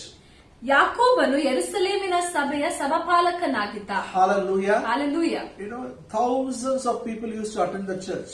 ನಿಮ್ಗೆ ಗೊತ್ತಾ, ಆ ಸಭೆಯಲ್ಲಿ ಸಾವಿರಾರು ಜನರು ಅಲ್ಲಿ ಹಾಜರಾಗ್ತಾ ಇದ್ರು. On the first day, 3,000 people accepted Jesus. ಮತ್ತು ಮೊದಲನೇ ದಿನದಲ್ಲಿ 3,000 ಜನರು ಯೇಸುವನ್ನು ಸ್ವೀಕಾರ Then ಮಾಡಿಕೊಂಡರು. 5,000 people accepted Jesus. ಆಮೇಲೆ 5,000 ಜನರು ಸ್ವೀಕಾರ And the ಮಾಡಿಕೊಂಡರು. Bible says church grew. ಮತ್ತು ಆಮೇಲೆ ಬೈಬಲ್ ಹೇಳ್ತಿದೆ ಸಭೆಯು ಬೆಳೆಯಿತು. So he had a congregation, had thousands of people. ಮತ್ತು ಆ ಸಭೆಯಲ್ಲಿ ಸಭಿಕರು ಸಾವಿರಾರು ಇದ್ರು. Here, James is writing to his church. ಇಲ್ಲಿ ಯಾಕೋಬನು ತನ್ನ ಸಭೆಗೆ ಆತನು ಬರಿತಾ ಇದ್ದಾನೆ. He is writing to his church. ತನ್ನ ಸಭೆಗೆ ಬರಿತಾ ಇದ್ದಾನೆ. Not for the world, not for anybody else. ಲೋಕಕ್ಕಾಗಿ ಬೇರೆಯೊಬ್ಬರಿಗಾಗಿ ಬರಿತಾ ಇಲ್ಲ. Is any man sick among you? ನಿಮ್ಮಲ್ಲಿ ಯಾರಾದ್ರೂ Let ಅಸ್ವಸ್ಥನಾಗಿರುವವನು him call the elders of the church. ಅವನು ಸಭೆಯ ಹಿರಿಯರನ್ನು ಕರೆಯಲಿ. So usually people take it and interpret like this. ಆದ ಕಾರಣ ಕೆಲವು ಜನರು ಈ ವಾಕ್ಯವನ್ನು ತಗೊಂಡು ಬೇರೆ ಅರ್ಥ ಕೊಡ್ತಾರೆ. If you fall sick, you should call the pastor. ನೀವು ನಿಮ್ಗೆ ಯಾವ್ದೇ ಕಾಯಿಲೆ ಇದ್ರೆ ನೀವು ಸಹಪಾಲಕರನ್ನು ಕರಿಬೇಕು. You should get a headache, you call the pastor. ತಲೆನೋವಿದ್ರೆ ಸಹಪಾಲಕರನ್ನು If ಕರಿಬೇಕು. you get a stomach pain, you call. ಹೊಟ್ಟೆ ನೋವಿದ್ರೆ ಸಹಪಾಲಕರನ್ನು ಕರಿಬೇಕು. So they don't pray, immediately they will call. ಅವರು ಪ್ರಾರ್ಥನೆ ಮಾಡಲ್ಲ, ತಕ್ಷಣವೇ ಕರೀತಾರೆ. So they call the prayer towers. ಅದಕ್ಕಾಗಿಯೇ ಪ್ರಾರ್ಥನಾ ಗೋಪುರಗಳಿರ್ತಾರೆ, ಅಲ್ಲಿ And ಕರೀತಾರೆ. when they pray, miracle will happen. ಆ ಪ್ರೇಯರ್ ಟವರ್ ಗಳಲ್ಲಿ ಪ್ರಾರ್ಥನೆ ಮಾಡಿದಾಗ So ಅದ್ಭುತಗಳಾಗ್ತವೆ. they kept on calling others, they don't pray. ಅವರು ಇನ್ನೊಬ್ಬರನ್ನು ಕರೀತಾ ಕರೀತಾ ಅವರು ತಾವೇ ಪ್ರಾರ್ಥನೆ ಮಾಡುವುದಿಲ್ಲ. You have to understand this. If you read verse 13, you will come to know how important is your prayer.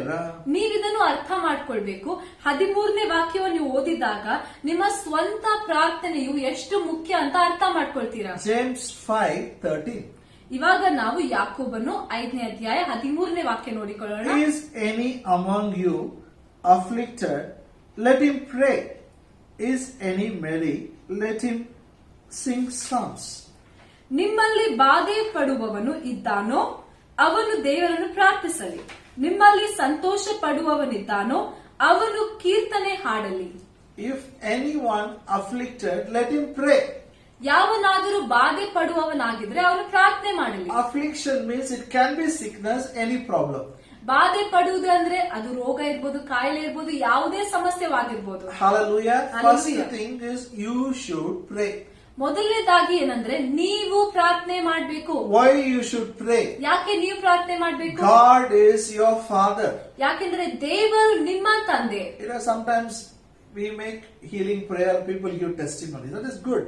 ಕೆಲವೊಂದ್ಸಲ ನಾವು ಸ್ವಸ್ಥತೆ ಪ್ರಾರ್ಥನೆ ಮಾಡ್ತೇವೆ, ಜನರು ಬಂದು ಸಾಕ್ಷಿಗಳನ್ನು ಕೊಡ್ತಾರೆ. You know what gives me a real joy? ನಿಮ್ಗೆ ಗೊತ್ತಾ ನನ್ಗೆ ಯಾವ್ದು ನಿಜವಾದ ಸಂತೋಷವಂತ When you ಆಗ್ತದೆ? come and tell me, I prayed, God healed me. ಯಾವಾಗ ನೀವು ಬಂದು ನನಗೆ ಹೇಳ್ತೀರ ಏನಂದ್ರೆ ನಾನ್ ಪ್ರಾರ್ಥನೆ ಮಾಡಿದ್ರೆ ದೇವ್ರು ನನ್ನ ಸ್ವಸ್ಥ That ಮಾಡಿದ. is what God wants you to do it. ದೇವ್ರು ಕೂಡ ನೀವು ಅದನ್ನೇ ಮಾಡ್ಬೇಕು ಅಂತ ಬಯಸ್ತಾರೆ. You know, first thing, sickness will not come to you. ಮೊದಲನೇದಾಗಿ ರೋಗವು ಕಾಯಿಲೆಯು ನಿಮ್ಮ ಹತ್ರ Even ಬರುವುದಿಲ್ಲ. if it comes, you can pray. Wherever you are, you can pray. ಮತ್ತು ಅದು ಬಂದರೂ ಕೂಡ ನೀವು ಇದ್ದ ಸ್ಥಳದಲ್ಲಿಯೇ ನೀವು ತಾನೇ ಪ್ರಾರ್ಥಿಸಬಹುದು. Because Bible says healing is children's bread. ಯಾಕೆಂದರೆ ಬೈಬಲ್ ಹೇಳ್ತಿದೆ ಸ್ವಸ್ಥತೆಯು ಮಕ್ಕಳ ರೊಟ್ಟಿಯಾಗಿದೆ. It is your birthright. ಅದರ ಅರ್ಥ ಏನಂದ್ರೆ ಅದು ನಿಮ್ಮ ಜನ್ಮಸಿದ್ಧ ಹಕ್ಕಾಗಿದೆ. You cannot remain in sickness. You have to come out of it. ನೀವು ಕಾಯಿಲೆಯಲ್ಲೇ ಜೀವಿಸಕ್ಕಾಗುವುದಿಲ್ಲ, ನೀವು ಅದರಿಂದ ಹೊರಗಡೆ ಬರಬೇಕು. And God wants to help you. ಮತ್ತು ದೇವರು ಕೂಡ ಅದರಿಂದ ಸಹಾಯ ಮಾಡಬೇಕು ಅಂತ And ಬಯಸ್ತಾರೆ. God wants you to pray. ಮತ್ತು ದೇವರು ಬಯಸ್ತಾರೆ ನೀವು ಪ್ರಾರ್ಥಿಸಬೇಕು ಅಂತ. Please turn your Bible for Gospel according to Matthew 7th chapter. We will read verse 8 and 9.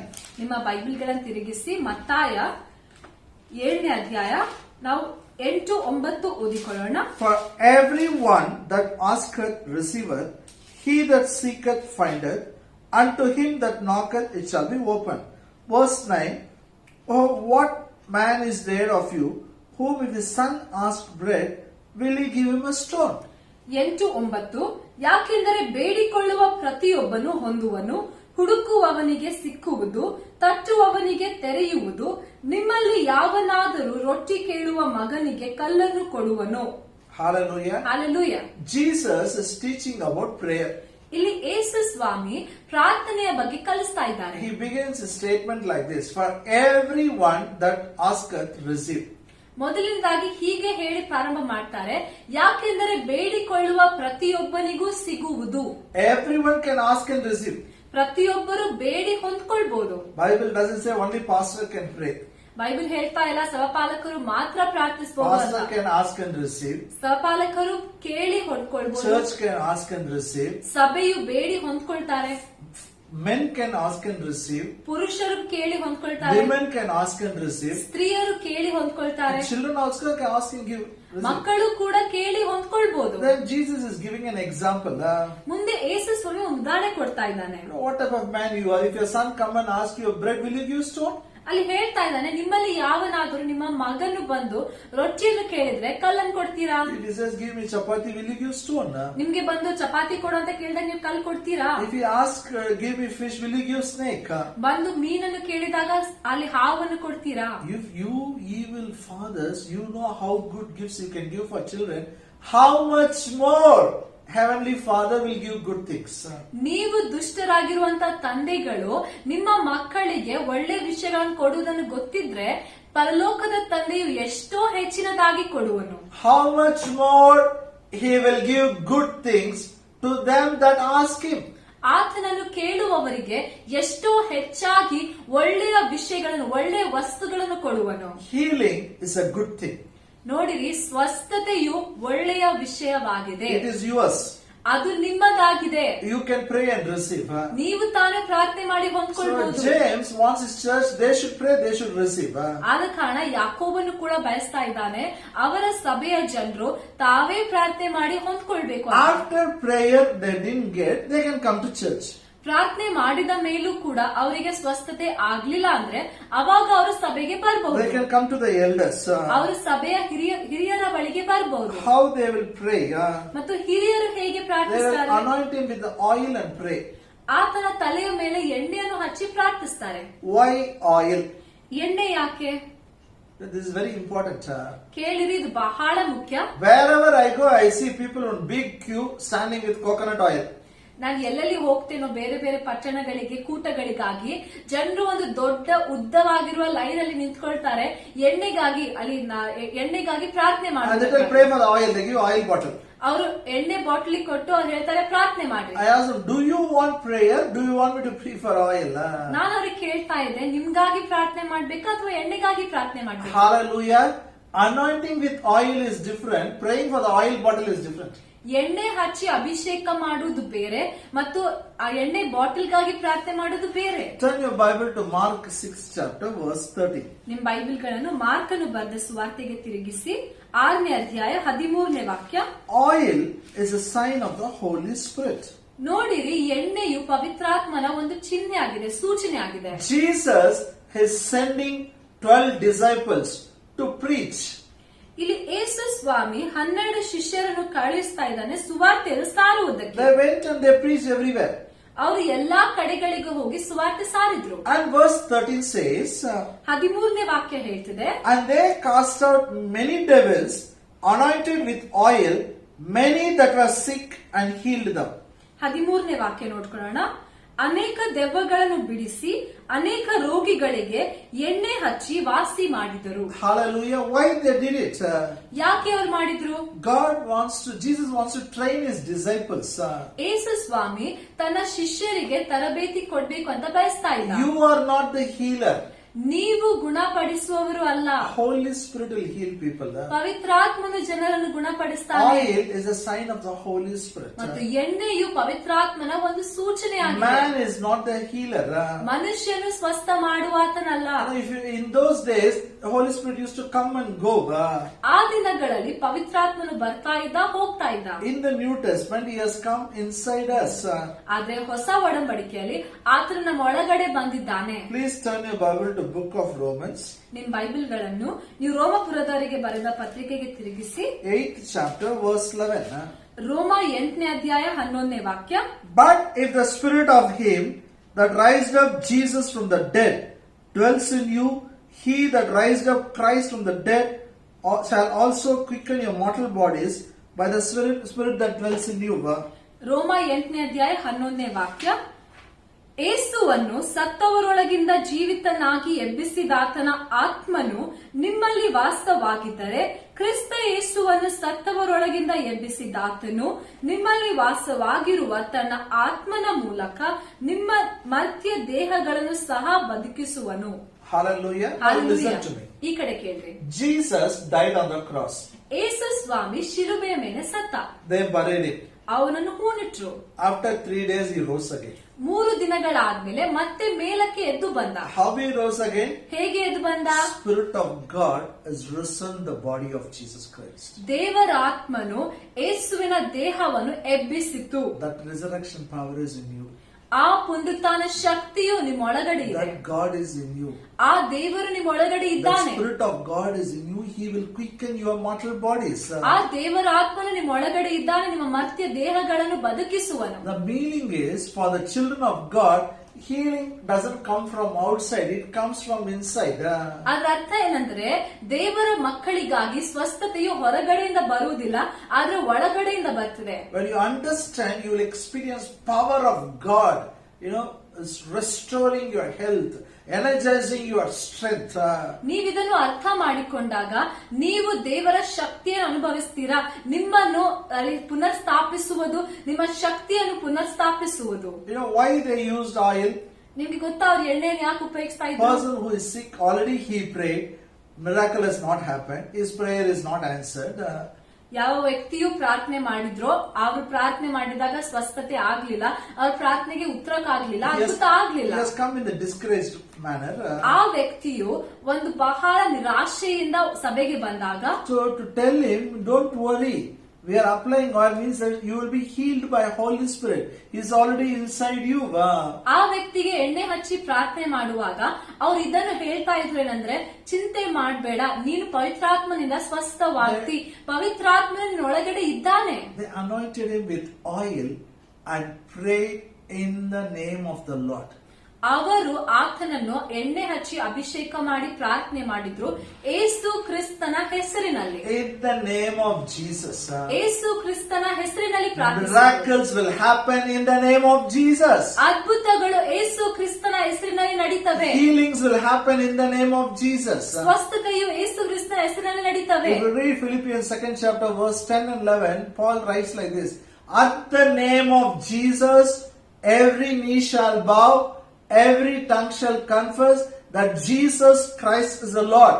Things on heaven, on the earth, under the earth. Philippi 2ನೇ ಅಧ್ಯಾಯವನ್ನು ನೀವು ಓದಿದಾಗ ಅಲ್ಲಿ ಪೌಲನು ಹೀಗೆ ಬರೀತಾನೇನಂದ್ರೆ, ಏಸು ಕ್ರಿಸ್ತನ ಹೆಸರಿಗೆ ಪ್ರತಿಯೊಂದು ಮೊಣಕಾಲು ಊರ್ತದೆ, ಪ್ರತಿಯೊಂದು ನಾಲಿಗೆ ಅರಿಕೆ ಮಾಡ್ತಿದೆ, ಏಸು ಕ್ರಿಸ್ತನೇ ಕರ್ತನೆಂದು. ಪರಲೋಕದಲ್ಲಿರುವುದೆಲ್ಲವೂ, ಭೂಲೋಕದಲ್ಲಿರುವುದೆಲ್ಲವೂ ಮತ್ತು ಭೂಮಿಯ ಕೆಳಗಡೆ ಇರುವುದೆಲ್ಲವೂ.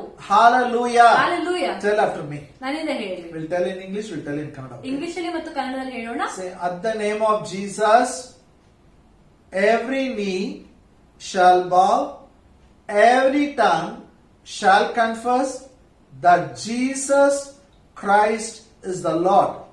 Things on heaven, things on the earth, things under the earth. ನನ್ನಿಂದ ಹೇಳ್ರಿ, ಕೈಗಳನ್ನೆತ್ತಿ ಹೇಳ್ರಿ. ಏಸು ಕ್ರಿಸ್ತನ ಹೆಸರಿಗೆ ಪ್ರತಿಯೊಂದು ಮೊಣಕಾಲ್ ಊರ್ತದೆ, ಪ್ರತಿಯೊಂದು ನಾಲಿಗೆ ಅರಿಕೆ ಮಾಡ್ತದೆ, ಏಸುವೆ ದೇವರೆಂದು. ಪರಲೋಕದಲ್ಲಿರುವುದೆಲ್ಲವೂ, ಭೂಲೋಕದಲ್ಲಿರುವುದೆಲ್ಲವೂ ಮತ್ತು ಭೂಲೋಕದ ಕೆಳಗೆ ಇರುವುದೆಲ್ಲವೂ. Hallelujah. Hallelujah. So they bring the sick people, elders anoint him with oil and they pray in the name of the Lord Jesus. ಅವ್ರು ರೋಗಿಗಳನ್ನು ತರ್ತಾ ಇದ್ರು ಮತ್ತು ಸಭೆಯ ಹಿರಿಯರು ಎಣ್ಣೆ ಹಚ್ಚಿ ಏಸು ಕ್ರಿಸ್ತನ ಹೆಸರಿನಲ್ಲಿ ಪ್ರಾರ್ಥಿಸ್ತಾ And the ಇದ್ರು. Bible says, prayer of faith shall save the sick. ಮತ್ತು ಬೈಬಲ್ ಹೇಳ್ತಿದೆ, ನೀತಿ Okay, we'll read James 5:15. ಕ್ಷಮಿಸಿ, ನಾವು ನೋಡ್ಕೊಳ್ಳೋಣ. ಯಾಕೋಬ 5ನೇ ಅಧ್ಯಾಯ 15ನೇ ವಾಕ್ಯ. ನಂಬಿಕೆಯಿಂದ ಮಾಡಿದ ಪ್ರಾರ್ಥನೆಯು ರೋಗಿಯನ್ನು ರಕ್ಷಿಸುವುದು, ಕರ್ತನು ಅವನನ್ನು ಎಬ್ಬಿಸುವನು ಮತ್ತು ಪಾಪ ಮಾಡಿದವನಾಗಿದ್ದರೆ ಅದು ಪರಿಹಾರವಾಗುವುದು. And the prayer of faith shall save the sick, and the Lord shall rise him up. If he have committed sins, they shall be forgiven him. Hallelujah. Hallelujah. Prayer of faith shall save the sick. ನಂಬಿಕೆಯಿಂದ ಮಾಡಿದ ಪ್ರಾರ್ಥನೆಯು ರೋಗಿಯನ್ನು ರಕ್ಷಿಸುವುದು. Prayer of faith shall heal the sick. ನಂಬಿಕೆಯ ಪ್ರಾರ್ಥನೆಯು ರೋಗಿಯನ್ನು ಸ್ವಸ್ಥ It ಮಾಡುವುದು, will raise him up. ಆತನನ್ನು ಎಬ್ಬಿಸುವುದು. Healing is a kind of salvation. ಸ್ವಸ್ಥತೆಯು ಒಂದು ತರದ ರಕ್ಷಣೆ ಆಗಿದೆ. What is salvation? ರಕ್ಷಣೆ ಅಂದ್ರೆ ಏನು? Deliverance from the power of darkness.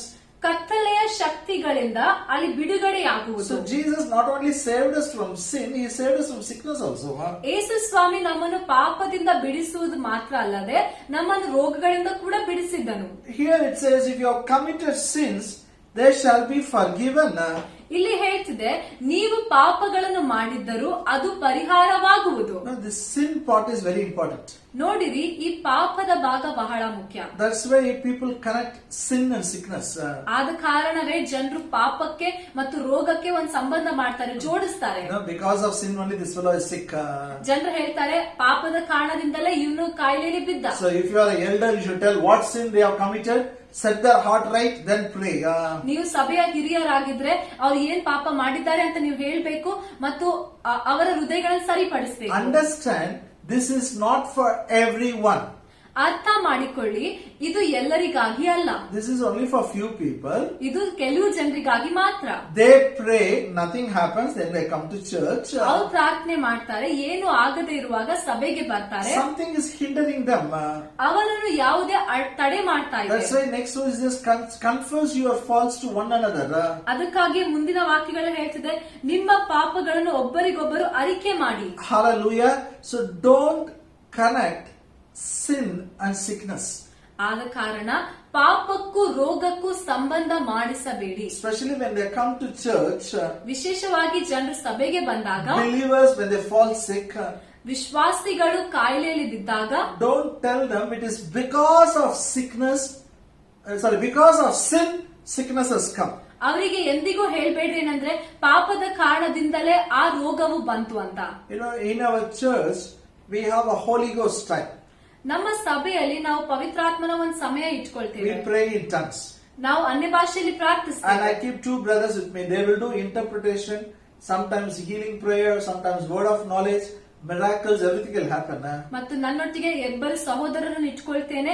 ಅವ್ರು ನನ್ನೊಟ್ಟಿಗೆ ಪ್ರಾರ್ಥನೆ ಮಾಡ್ತಾರೆ ಮತ್ತು ಅನ್ಯ ಭಾಷೆಯಲ್ಲಿ ಪ್ರಾರ್ಥಿಸಿದಾಗ ಅನ್ಯ ಭಾಷೆದ ಅರ್ಥವನ್ನು ಹೇಳ್ತಾರೆ, ಕೆಲವೊಂದ್ಸಲ ಜ್ಞಾನದ ವಾಕ್ಯವನ್ನು ಹೇಳ್ತಾರೆ. I am very particular who is standing next to me. ನನ್ನ ಸಂಗಡ ಯಾರು ನಿಂತ್ಕೊಂಡಿದ್ದಾರೆ ಅಂತ ನಾನು ಬಹಳ ಅಲ್ಲಿ ನಿರ್ದಿಷ್ಟವಾಗಿ ನೋಡ್ಕೊಳ್ತೇನೆ. I don't allow everybody to come and prophesy. ಪ್ರತಿಯೊಬ್ಬರು ಬಂದು ಸಭೆಯಲ್ಲಿ ಪ್ರವಾದನೆ ಮಾಡುವಂತೆ ಅನುಮತಿ ಕೊಡುವುದಿಲ್ಲ. In those days one man used to come to church. ಆ ದಿನಗಳಲ್ಲಿ ಒಬ್ಬರು ನಮ್ಮ ಸಭೆಗೆ ಬರ್ತಾ He ಇದ್ರು. says, I want to come and prophesy. ಅವ್ರು ಹೇಳ್ತಾ ಇದ್ರು, ನಾನ್ ಬಂದು ಪ್ರವಾದನೆ ಮಾಡ್ಬೇಕು ಅಂತ ಬಯಸ್ತೇನೆ. Bible says if somebody prophesies, someone has to check it.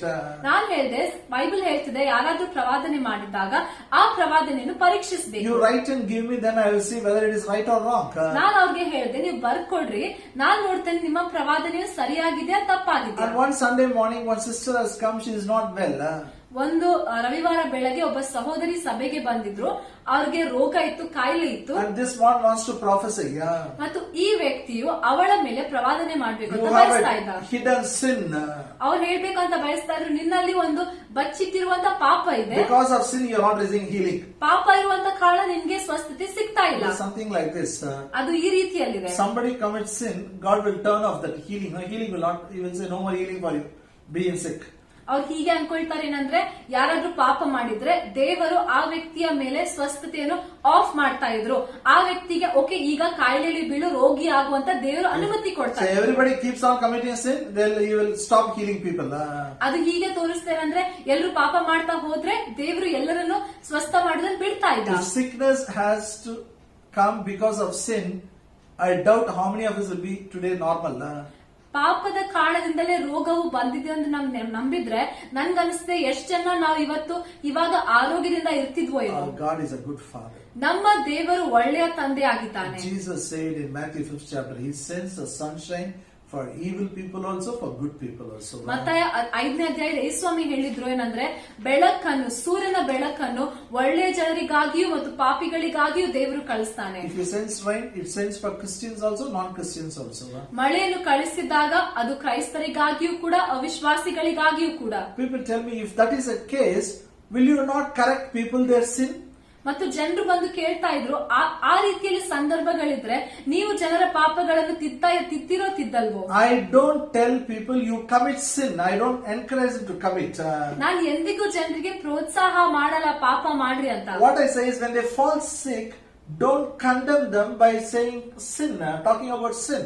ನಾನ್ ಏನ್ ಹೇಳ್ತೇನೆ ಅಂದ್ರೆ, ಅವರು ರೋಗದಲ್ಲಿ ಬಿದ್ದಾಗ, ಆರಾಮಿಲ್ದೇ ಇದ್ದಾಗ ಪಾಪ ಮಾಡಿದ್ದೀರಾ ಅಂತ ಖಂಡನೆ ಮಾಡ್ಬೇಡಿ. Sin is no more an issue. ಯಾಕಂದ್ರೆ ಪಾಪವು ಇನ್ನೂ ಸಮಸ್ಯೆ ಅಲ್ಲ. Now turn your Bible to 1 John 3rd chapter. ನಿಮ್ ಬೈಬಲ್ ಗಳನ್ನು ತಿರುಗಿಸಿ ಮೊದಲನೇ ಯೋಹಾನ 3ನೇ ಅಧ್ಯಾಯಕ್ಕೆ. Verse 20. ಮೊದಲನೇ ಯೋಹಾನ 3ನೇ ಅಧ್ಯಾಯ 20ನೇ ವಾಕ್ಯಕ್ಕೆ. For if our heart condemn us, God is greater than our heart and knoweth all things. ಮತ್ತು ನಮ್ಮ ಹೃದಯವು ಯಾವ ವಿಷಯದಲ್ಲಿಯೂ ನಮ್ಮನ್ನು ದೋಷಿಗಳೆಂದು ನಿರ್ಣಯಿಸಿದರೂ ದೇವರು ನಮ್ಮ ಹೃದಯಕ್ಕಿಂತ ದೊಡ್ಡವನಾಗಿದ್ದು ಎಲ್ಲವನ್ನು ಬಲ್ಲವನಾಗಿದ್ದಾನೆಂದು ನಾವು ತಿಳಿದು ದೇವರ ಸಮಕ್ಷಮದಲ್ಲಿ ನಮ್ಮ ಹೃದಯವನ್ನು ಸಮಾಧಾನ ಪಡಿಸುವೆವು. Hallelujah. In Kannada it is 19 and 20 together. He says, our heart condemns us. ಕನ್ನಡದಲ್ಲಿ 19ನೇ ವಾಕ್ಯ ಮತ್ತು 20ನೇ ವಾಕ್ಯ ಜೊತೆಯಲ್ಲಿ ಹೇಳ್ತಾ ಇದ್ದಾರೆ. ಇಲ್ಲಿ ಹೇಳ್ತಾನೆ, ನಮ್ಮ ಹೃದಯವು ನಮ್ಮನ್ನು ದೋಷ ನಿರ್ಣಯ ಮಾಡ್ತದೆ, ಖಂಡಿಸ್ತದೆ. If our heart doesn't condemn, we'll have a confidence. ನಮ್ಮ ಹೃದಯವು ನಮ್ಮನ್ನು ಖಂಡಿಸ್ಲಿಲ್ಲ ಅಂದ್ರೆ ನಮ್ಮಲ್ಲಿ ಭರವಸೆ ಇರ್ತದೆ. Anybody believer, when he commits sin, his heart will speak, his heart will condemn him. ಯಾವುದೇ ವಿಶ್ವಾಸಿಯು ಪಾಪವನ್ನು ಮಾಡಿದಾಗ ಆತನ ಹೃದಯವು ಆತನನ್ನು ಖಂಡಿಸ್ತದೆ. A man prays, healing doesn't happen. ಒಬ್ಬ ವ್ಯಕ್ತಿಯು ಪ್ರಾರ್ಥನೆ ಮಾಡಿ ಅಲ್ಲಿ ಸ್ವಸ್ಥತೆ ಆಗ್ಲಿಲ್ಲ ಅಂದ್ರೆ, then he comes to church, ಆಮೇಲೆ ಆತನು ಸಭೆಗೆ ಬಂದಾಗ he is already condemned. ಆತನು ಅವಾಗಲೇ ಖಂಡಿಸಲ್ಪಟ್ಟಿದ್ದಾನೆ. He is thinking he has committed a sin, he is no good, his prayer will not be answered. ಆತನಿಗೆ ಅನಿಸ್ತದೆ ಆತನು ಪಾಪ ಮಾಡಿದ್ದಾನೆ, ಆತನು ಇನ್ನೂ ಒಳ್ಳೆಯವನಲ್ಲ, ಆತನ ಪ್ರಾರ್ಥನೆಗಳೇ ಉತ್ತರ ಸಿಗುವುದಿಲ್ಲ. No confidence. ಒಳಗೆ ಭರವಸೆನೇ ಇಲ್ಲ. You should tell him, don't worry, if your heart may condemn you, our God is greater than the heart. ನೀವು ಆ ವ್ಯಕ್ತಿಗೆ ಹೇಳ್ಬೇಕು ಏನಂದ್ರೆ, ಚಿಂತೆ ಮಾಡಬೇಡ್ರಿ, ನಿಮ್ಮ ಹೃದಯ ನಿಮ್ಮನ್ನು ಖಂಡಿಸಿದ್ರು ಕೂಡ, ಖಂಡನೆ ಇದ್ರೂ ಕೂಡ ದೇವರು ಒಳ್ಳೆ ಆತನಾಗಿದ್ದಾನೆ, ಸ್ವಸ್ಥತೆ ಮಾಡ್ತಾನೆ. Usually people ask me when they fall sick, why the sickness came to me when they fall sick. ಅನೇಕ ಜನರು ಕೇಳ್ತಾರೆ ಏನಂದ್ರೆ, ರೋಗದಲ್ಲಿ ಕಾಯಿಲೆಯಲ್ಲಿ ಬಿದ್ದಾಗ ಅವ್ರು ಕೇಳ್ತಾರೆ, ಯಾಕೆ ನನಗೆ ಯಾಕಾಯ್ತು? When they are already condemned, again don't go and condemn them. ಅವಾಗಲೇ ಅವರೊಳಗೆ ಖಂಡನೆ ಇರುವಾಗ ಮತ್ತೆ ನೀವು ಹೋಗಿ ಖಂಡಿಸಬೇಡ್ರಿ. Now turn your Bible to book of Numbers 21st chapter. ನಿಮ್ ಬೈಬಲ್ ಗಳನ್ನು ತಿರುಗಿಸ್ರಿ. We'll read verse 8 and 9. Aranya Kanda 21ನೇ ಅಧ್ಯಾಯ ನಾವು 8-9 ಓದಿಕೊಳ್ಳೋಣ. Numbers 21st chapter verse 8 and 9. And the Lord said unto Moses, make thee a fiery serpent, set it upon a pole, and it shall come to pass that every one that is bitten, when he looketh upon it, shall live.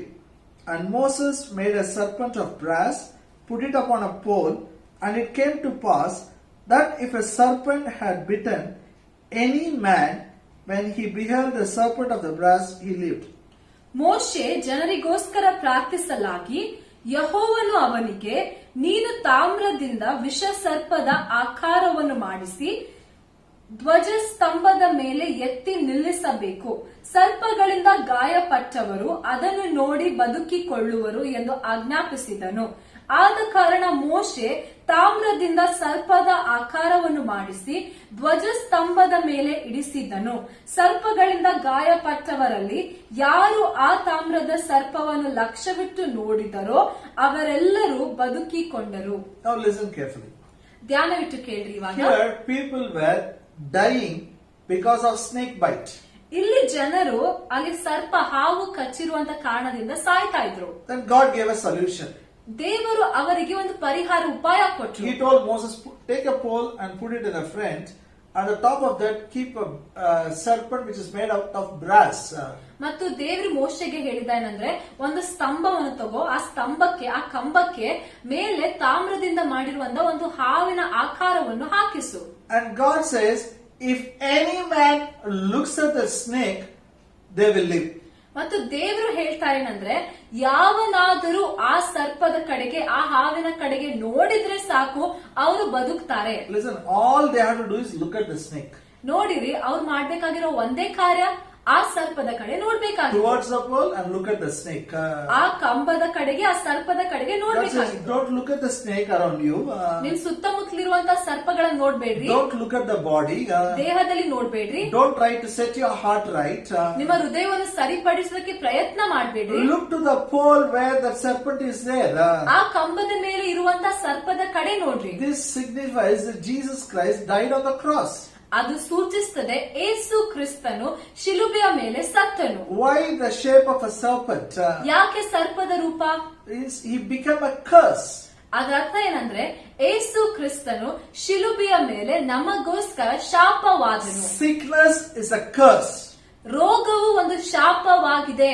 Jesus himself became a curse. ಏಸು ಸ್ವಾಮಿ ತಾನೇ ಶಿಲುಬೆಯ ಮೇಲೆ ಶಾಪಗ್ರಸ್ತನಾದನು. Hallelujah. Hallelujah. And there's no need to now set your heart right. All you have to do is look at him, what he has done. ಇವಾಗ ನೀವು ನಿಮ್ಮ ಹೃದಯಗಳನ್ನು ಸರಿಪಡಿಸುವುದು ಬೇಕಾಗಿಲ್ಲ.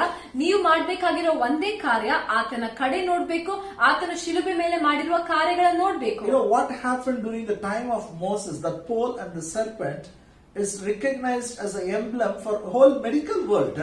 ನಿಮ್ಗೆ ಗೊತ್ತಾ ಆ ಕಾಲದಲ್ಲಿ ಏನ್ ನಡೀತೋ? ಮೋಶೆ ಮಾಡಿರುವಂತ ಕಾಲದಲ್ಲಿ ಆ ಕಂಬ ಮತ್ತು ಸರ್ಪವನ್ನು ಹಾಕಿರುವುದು ಇವಾಗ ಇಡೀ ವೈದ್ಯಕೀಯ ಲೋಕದಲ್ಲಿ ಅದನ್ನು ಸೂಚನೆಯಾಗಿ, ಚಿಹ್ನೆಯಾಗಿ ಮಾಡ್ಕೊಂಡಿದ್ದಾರೆ. Doctors are good. ಡಾಕ್ಟರ್ ಎಲ್ಲರೂ ಒಳ್ಳೆಯರು, but everybody gives one message. ಆದ್ರೆ ಎಲ್ಲರೂ ಒಂದೇ ಒಂದು ಸಂದೇಶ ಕೊಡ್ತಾರೆ. Because he died, you will live. ಆತನು ಸತ್ತಿರುವ ಕಾರಣ ನೀವು ಬದುಕ್ತೀರಾ. Hallelujah. Hallelujah. Because Christ died, you will live. ಕ್ರಿಸ್ತನು ಸತ್ತಿರುವ ಕಾರಣ ನೀವು ಬದುಕ್ತೀರಾ. Now shall we look at what he has done on the cross? ಆತನು ಶಿಲುಬೆ ಮೇಲೆ ಮಾಡಿರುವಂತ ಕಾರ್ಯದ ಕಡೆಗೆ ನೋಡೋಣ. Turn your Bible to 1 Peter 2nd chapter. ನಿಮ್ಮ ಬೈಬಲ್ಗಳನ್ನು ಮೊದಲನೇ ಪೇತ್ರ 2ನೇ ಅಧ್ಯಾಯಕ್ಕೆ ತಿರುಗಿಸಿ verse 24. 24ನೇ ವಾಕ್ಯವನ್ನು ನೋಡಿಕೊಳ್ಳೋಣ. 1 Peter 2nd chapter verse 24. ಮೊದಲನೇ ಪೇತ್ರ 2ನೇ ಅಧ್ಯಾಯ 24ನೇ ವಾಕ್ಯ.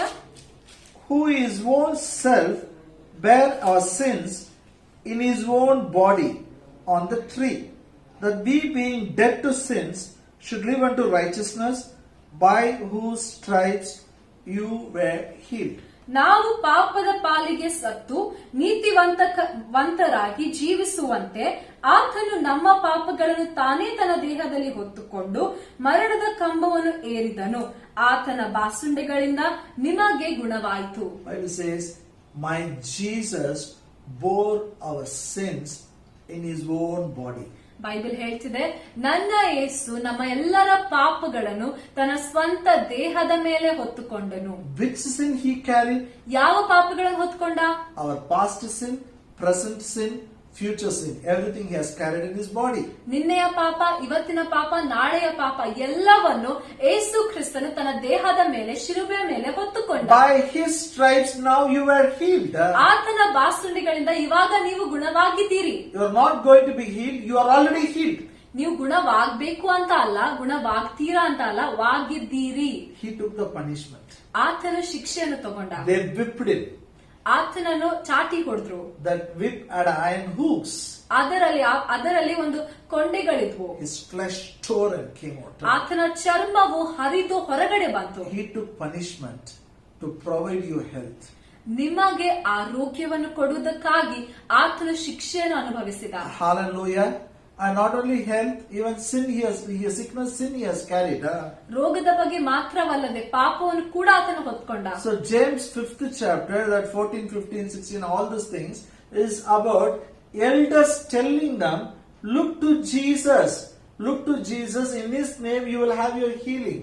ಮತ್ತು ಯಾಕೋಬನ 5ನೇ ಅಧ್ಯಾಯ 13, 14, 15ನೇ ವಾಕ್ಯಗಳಲ್ಲಿ ಹಿರಿಯರು ಜನರಿಗೆ ಹೇಳ್ಬೇಕಂತ ಬಯಸ್ತಾ ಇದ್ದಾರೆ ಏನಂದ್ರೆ, ಏಸು ಕ್ರಿಸ್ತನ ಕಡೆ ನೋಡ್ರಿ, ಏಸು ಕ್ರಿಸ್ತನಲ್ಲಿಯೇ ನಿಮಗೆ ನಿಮ್ಮ ಸ್ವಸ್ಥತೆ ಇದೆ. Use the oil to tell the Spirit of God is inside you. The healing power is already inside. ಅವರು ಎಣ್ಣೆಯನ್ನು ಉಪಯೋಗಿಸ್ತಾ ಇದ್ದರು. ಯಾಕೆ ಅಂದ್ರೆ ಅವರಿಗೆ ಹೇಳ್ಬೇಕು ಅಂತ ಬಯಸ್ತಾ ಇದ್ರು, ಪವಿತ್ರಾತ್ಮ ನಿಮ್ಮ ಒಳಗಡೆ ಇದ್ದಾನೆ, ಸ್ವಸ್ಥತೆ ಶಕ್ತಿ ನಿಮ್ಮ ಒಳಗಡೆ ಇದೆ. Sin is no more an issue now. ಇವಾಗ ಪಾಪವು ದೊಡ್ಡ ಸಮಸ್ಯೆನೇ ಅಲ್ಲ. Jesus carried it long time back. ಯಾಕಂದ್ರೆ ಏಸು ಕ್ರಿಸ್ತನು ಪಾಪವನ್ನು ಮೊದಲೇ ತನ್ನ ದೇಹದಲ್ಲಿ ಹೊತ್ಕೊಂಡ. Let me give one example. ಒಂದು ಉದಾಹರಣೆ ಕೊಡ್ತೇನೆ. Why are we sitting inside now? ಯಾಕೆ ನಾವು ಇವಾಗ ಮನೆಗಳಲ್ಲಿ ಕೂತ್ಕೊಂಡಿದ್ದೇವೆ? Because coronavirus is spreading. ಯಾಕೆಂದ್ರೆ ಈ ಕೊರೋನಾ ವೈರಸ್ ಎಲ್ಲ ಕಡೆ ಹರಡ್ತಾ ಇದೆ. There is no vaccine, no medicine.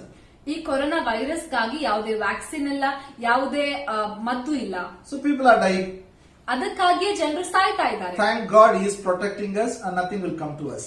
ಆದ್ರೆ ದೇವರಿಗೆ ಸ್ತೋತ್ರ, ದೇವರು ನಮ್ಮನ್ನು ಕಾಪಾಡ್ತಾ ಇದ್ದಾನೆ ಮತ್ತು ನಮ್ಮ ಕಡೆ ಯಾವುದು ಬರುವುದಿಲ್ಲ. Just imagine now. ಊಹಿಸ್ಕೊಳ್ರಿ, Maybe your grandchildren or your neighbor's grandchildren, somebody. ಊಹಿಸ್ಕೊಳ್ರಿ, ಕೆಲವು ವರ್ಷಗಳಾದ್ಮೇಲೆ ನಿಮ್ಮ ಮೊಮ್ಮಕ್ಕಳು ಅಥವಾ ನಿಮ್ಮ ಮನೆ ಪಕ್ಕದಲ್ಲಿರುವವರು ಅವರ ಮೊಮ್ಮಕ್ಕಳು After 50 years, let's take it. 50 ವರ್ಷಗಳಾದ್ಮೇಲೆ ಅಂತ ಊಹಿಸ್ಕೊಳ್ಳೋಣ. One small boy was going in the street, look at him. After 50 years, he goes to doctor. ಊಹಿಸ್ಕೊಳ್ರಿ, 50 ವರ್ಷಗಳಾದ್ಮೇಲೆ ಒಂದು ಚಿಕ್ಕ ಹುಡುಗ ಆತನು ಡಾಕ್ಟರ್ ಹತ್ರ ಹೋಗ್ತಾನೆ. And he says, 50 years before, my uncle died because of corona. ಆತನು ಹೇಳ್ತಾನೆ, 50 ವರ್ಷಗಳ ಹಿಂದೆ ನನ್ನ ಮಾಮ ಕೊರೋನಾದಿಂದ ಸತ್ರು. Oh, my grandfather died. ನನ್ನ ತಾತ ಕೊರೋನಾದಿಂದ ಸತ್ರು. Now I am sneezing. ಇವಾಗ ನಂಗೆ ಸೀನ್ ಆಗ್ತಾ ಇದೆ. I think I am feeling breathlessness. I also got corona. ನನಗೂ ದಮ್ ಗಟ್ಟುವಂತೆ ಆಗ್ತಾ ಇದೆ, ನನಗೂ ಕೊರೋನಾ ಬಂತು ಅಂತ ಅನಿಸ್ತಾ ಇದೆ. Doctor said, don't worry, that is 50 years back. Now we have a medicine. ಆ ಡಾಕ್ಟರ್ ಹೇಳ್ತಾರೆ, 50 ವರ್ಷ ಹಿಂದೆ ಕೊರೋನಾ ಆಗಿತ್ತು ಎಲ್ರಿಗೆ, ಆದ್ರೆ ಇವಾಗ 50 ವರ್ಷ ಆದ್ಮೇಲೆ ನಮ್ ಹತ್ರ ಕೊರೋನಾಗಾಗಿ ಮಾತ್ರ ಇದೆ. But this boy is not listening. ಆದ್ರೆ ಈ ಹುಡುಗ ಕೇಳ್ತಾನೆ You don't know how many people died, how many days we were inside the house. ಆತನ ಹೇಳ್ತಾನೆ, ನಿಮಗ್ ಗೊತ್ತಿಲ್ಲ ಆವಾಗ ಆ ಕಾಲದಲ್ಲಿ ಎಷ್ಟೊಂದ್ ಜನರು ಸತ್ರು, ನಾವು ಎಷ್ಟು ದಿನಗಳವರೆಗೆ ಮನೆಯಲ್ಲೇ ಇದ್ವಿ. He kept on talking about corona, but he is not taking medicine.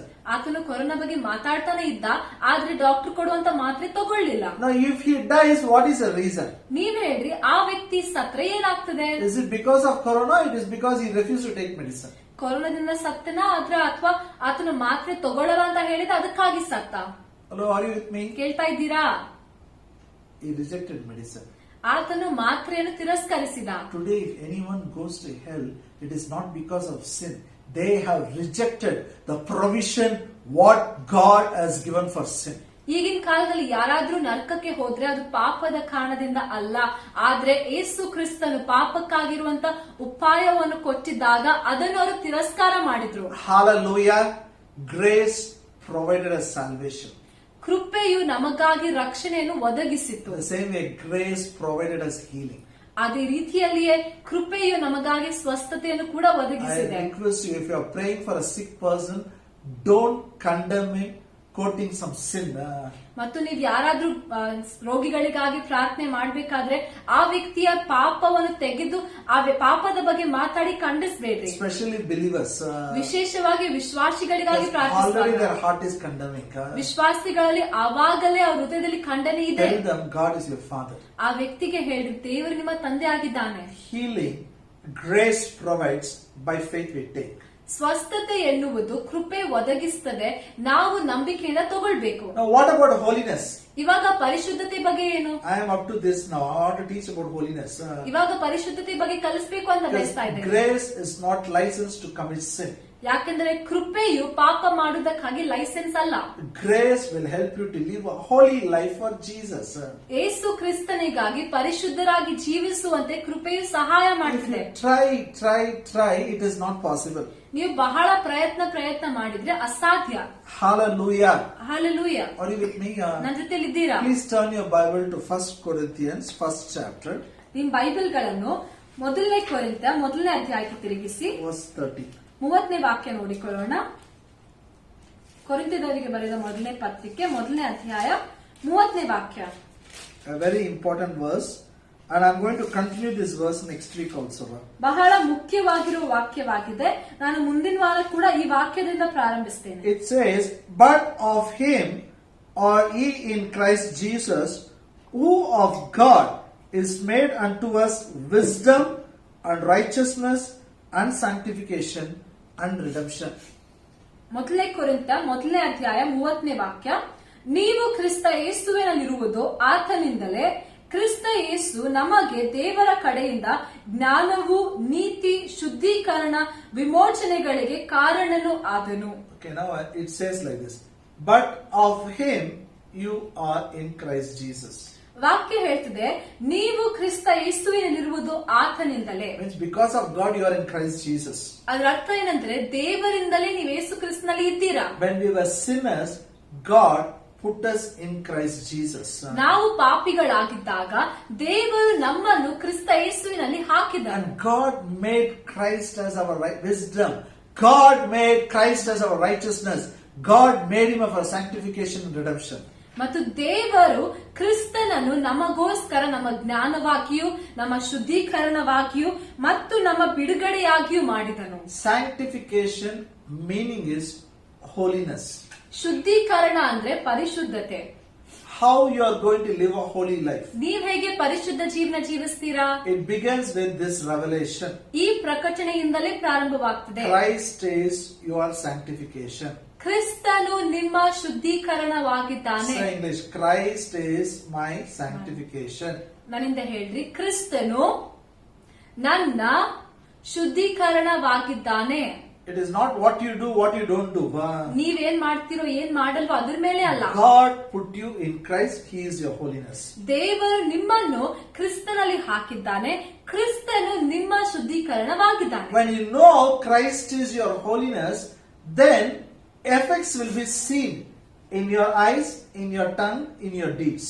ಕ್ರಿಸ್ತನು ನಿಮ್ಮ ಶುದ್ಧೀಕರಣ ಅಂತ ನೀವು ಅರ್ಥ ಮಾಡ್ಕೊಂಡಾಗ ಅದರ ಪ್ರಭಾವವು ನಿಮ್ಮ ಕಣ್ಣಿನಲ್ಲಿಯೂ ನಿಮ್ಮ ಮಾತುಗಳಲ್ಲಿಯೂ ನಿಮ್ಮ ಕಾರ್ಯಗಳಲ್ಲಿಯೂ ಕಂಡು ಬರ್ತದೆ. Hallelujah. You tell people don't do this, they will do it. ನೀವು ಜನರಿಗೆ ಅದನ್ನ ಮಾಡ್ಬೇಡಿ ಇದನ್ನ ಮಾಡ್ಬೇಡಿ ಅಂತ ಹೇಳಿದ್ರೆ ಅವ್ರು ಮಾಡ್ತಾರೆ. I told you law and legalism will give strength. They will commit sin. ನಾನು ನಿಮ್ಗೆ ಹೇಳಿದ್ದೆ, ಮತ್ತೆ ಧರ್ಮಶಾಸ್ತ್ರವು ಮತ್ತು ಕಾರ್ಯಗಳಲ್ಲಿ ನಡೆಯುವುದು ಪಾಪಕ್ಕೆ ಬಲ ಕೊಡ್ತಿದೆ. Now grace message is different. ಆದ್ರೆ ಇವಾಗ ಕೃಪೆಯ ಸಂದೇಶವು ಬೇರೆ ಆಗಿದೆ. Christ is your sanctification. ಕ್ರಿಸ್ತನು ನಿಮ್ಮ ಶುದ್ಧೀಕರಣವಾಗಿದ್ದಾನೆ. Christ is your holiness. ಕ್ರಿಸ್ತನು ನಿಮ್ಮ ಪರಿಶುದ್ಧತೆ ಆಗಿದ್ದಾನೆ. Daily tell with my mouth, Christ is my holiness. ಪ್ರತಿದಿನ ಹೇಳ್ರಿ, ಕ್ರಿಸ್ತನು ನನ್ನ ಪರಿಶುದ್ಧತೆ. Let me tell this example. ನಾನು ಈ ಉದಾಹರಣೆ ಹೇಳ್ತೇನೆ. Already I preached, again I'm repeating it. ಈ ಉದಾಹರಣೆ ನಾನು 2 ವಾರಗಳ ಹಿಂದೆ ಹೇಳಿದ್ದೇನೆ. One exhibition, one man kept a pole and he kept a flag above that, and that is a greasy pole. He's asking people, you could climb it and bring the flag, I'll give you prize money. ನಾವು ನೋಡಿದ್ವಿ ಒಂದು ಉದಾಹರಣೆ ಏನಂದ್ರೆ, ಒಂದು ಜಾತ್ರೆಯಲ್ಲಿ ಒಬ್ಬ ವ್ಯಕ್ತಿ ಏನ್ ಮಾಡಿದ್ದ, ಮಧ್ಯದಲ್ಲಿ ಒಂದು ಕಂಬವನ್ನು ಹಾಕಿಸಿ ಆ ಕಂಬಕ್ಕೆ ಆತನು ಗ್ರೀಸ್ ಮತ್ತು ಎಣ್ಣೆ ಎಲ್ಲವನ್ನು ಹಚ್ಚಿದ. ಹೇಳ್ತಾ ಇದ್ರು, ಆ ಕಂಬವನ್ನು ಏರಿ ಅಲ್ಲಿ ಮೇಲೆ ಇರುವಂತ ಆ ಜಂಡವನ್ನು ಯಾರಾದ್ರೂ ತಗೊಂಡ್ ಬಂದ್ರೆ ಆವಾಗ ಅವ್ರಿಗೆ ಬಹುಮಾನ ಸಿಗ್ತದೆ. And that pole was in the tub which had all grease and oil. ಮತ್ತು ಆ ಕಂಬವು ಒಂದು ಟಬ್ಬಲ್ಲಿ ಇತ್ತು, ಒಂದು ಟಬ್ಬಲ್ಲಿ ಇತ್ತು, ಅದರಲ್ಲಿಯೂ ಕೂಡ ಬಹಳಷ್ಟು ಎಣ್ಣೆ ಬಹಳಷ್ಟು ಗ್ರೀಸ್ ಇತ್ತು. He's telling $100 I'll give you prize money. ಆ ವ್ಯಕ್ತಿ ಹೇಳ್ತಾ ಇದ್ದಾನೆ, ಯಾರಾದ್ರೂ ಗೆದ್ದು ಬಂದ್ರೆ ನಾನ್ ನಿಮಗೆ $100 ಕೊಡ್ತೇನೆ. You pay me only $5 to play this game. ಈ ಆಟ ಆಡುವಂತೆ ನೀವು ನಮ್ಗೆ $5 ಮಾತ್ರ ಕೊಡ್ಬೇಕು. One man went and tried, he fell down. ಒಬ್ಬ ವ್ಯಕ್ತಿ ಹೋದ, ಪ್ರಯತ್ನ ಮಾಡ್ದ, ಬಿದ್ದ. When he fell in the oil. ಜಾರಿ ಬಿದ್ದಾಗ ಮತ್ತೆ ಎಣ್ಣೆಯಲ್ಲೇ ಬೀಳ್ತಾನೆ. Second attempt is very difficult. ಎರಡನೇ ಸಲ ಇನ್ನೂ ಕಷ್ಟ. Hallelujah. I'm telling you, holiness, if you try to live, it is very difficult. ಪರಿಶುದ್ಧತೆಯನ್ನು ನೀವು ತಾನೇ ಪ್ರಯತ್ನ ಮಾಡಿ ಪರಿಶುದ್ಧರಾಗಿ ಜೀವಿಸಬೇಕು ಅಂತ ಬಯಸಿದ್ರೆ ಅದು ತುಂಬಾ ಕಷ್ಟ. One man who fulfilled the law is Jesus Christ. ಧರ್ಮಶಾಸ್ತ್ರವನ್ನು ಪಾಲಿಸಿದ ಒಬ್ಬನೇ ವ್ಯಕ್ತಿ ಯೇಸು ಕ್ರಿಸ್ತನು. Only one man has done. ಒಬ್ಬನೇ ಮಾಡಿದ್ದಾನೆ. When I sit on his back, ನಾನು ಯೇಸುವಿನ ಹೆಗಲಿನ ಮೇಲೆ ಕೂತ್ಕೊಂಡಾಗ, when he climbs the pole, I climb the pole. ಯೇಸು ಆ ಕಂಬವನ್ನು ಏರಿದಾಗ ನಾನು ಕಂಬವನ್ನು ಏರ್ತೇನೆ. When he removes the flag, I am a champion. ಆತನು ಆ ಜಂಡವನ್ನು ತೆಗೆದಾಗ ನಾನು ಗೆದ್ದವನಾಗ್ತೇನೆ. Hallelujah. Through Christ, you can live a holy life. ಕ್ರಿಸ್ತನ ಮೂಲಕ ನೀವು ಪರಿಶುದ್ಧ ಜೀವನ ಜೀವಿಸಬಹುದು. You can't live by your effort. ನಿಮ್ಮ ಸ್ವಂತ ಪ್ರಯತ್ನಗಳಿಂದ ಅಲ್ಲ. So it starts here. Christ is my sanctification. ಅದು ಇಲ್ಲೇ ಪ್ರಾರಂಭವಾಗ್ತದೆ. ಯೇಸು ಕ್ರಿಸ್ತನು ನನ್ನ ಶುದ್ಧೀಕರಣ ಆಗಿದ್ದಾನೆ. When you believe it, ನೀವು ಇದನ್ನು ನಂಬಿದಾಗ, when you look like how Jesus looks. ನೀವು ನೋಡಿದಾಗ ಯೇಸು ಕ್ರಿಸ್ತನು ನೋಡಿದ ಹಾಗೆ ನೋಡ್ತೀರಾ. When you talk like Jesus. ನೀವು ಮಾತನಾಡಿದಾಗ ಯೇಸು ಕ್ರಿಸ್ತನು ಮಾತನಾಡಿದ ಹಾಗೆ ಮಾತಾಡ್ತೀರಾ. Action is like Jesus. ನಿಮ್ಮ ಕಾರ್ಯಗಳು ಕೆಲಸಗಳು ಯೇಸುವಿನ ಹಾಗೆ ಇರ್ತವೆ. I'm going to teach a lot about this coming weeks. ಈ ವಿಷಯಗಳ ಬಗ್ಗೆ ಬರುವಂತ ವಾರಗಳಲ್ಲಿ ಕಲಿಸ್ತೇನೆ. Because the whole world is waiting for Christian to live a holy life. ಯಾಕೆಂದ್ರೆ ಇಡೀ ಲೋಕವು ಕ್ರೈಸ್ತರು ಪರಿಶುದ್ಧರಾಗಿ ಜೀವಿಸುವುದಕ್ಕಾಗಿ ಕಾಯ್ತಾ ಇದೆ. Hallelujah. Shall we pray? ಪ್ರಾರ್ಥನೆ ಮಾಡಿಕೊಳ್ಳೋಣ. Every eye be closed. ಪ್ರತಿಯೊಂದು ಕಣ್ಣು ಮುಚ್ಚಲ್ಪಡಲಿ. Every eye. ಪ್ರತಿಯೊಬ್ಬರು ಕಣ್ಗಳ ಮುಚ್ಚ್ರಿ.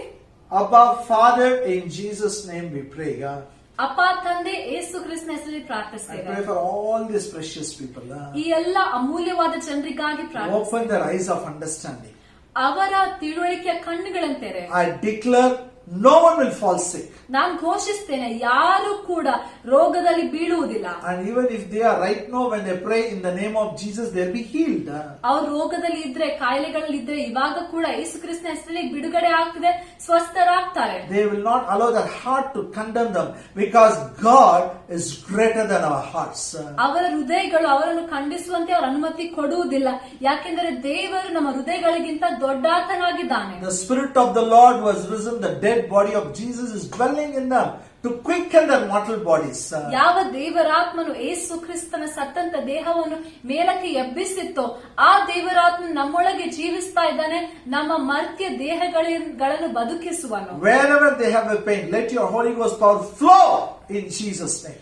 ಎಲ್ಲೆಲ್ಲಿ ಅವರಿಗೆ ನೋವಿದೆಯೋ ಪವಿತ್ರಾತ್ಮನ ಶಕ್ತಿಯು ಅದರಲ್ಲಿ ಸುರಿಯಲಿ. Thank you, Jesus. You carried all our sins in your own body.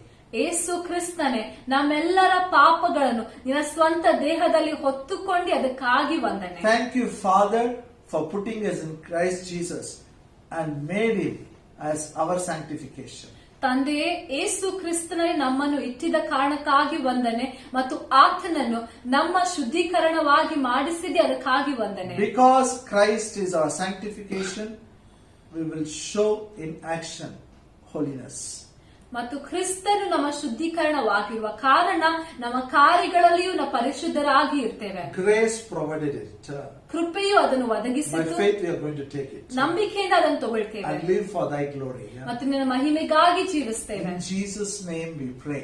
ಯೇಸು ಕ್ರಿಸ್ತನ ಹೆಸರಿನಲ್ಲಿ ಪ್ರಾರ್ಥಿಸ್ತೇವೆ. Amen. Amen. May the grace of our Lord Jesus Christ, love of the Father, and the sweet fellowship of the Holy Spirit be with us now and forever. Amen. Amen. Amen.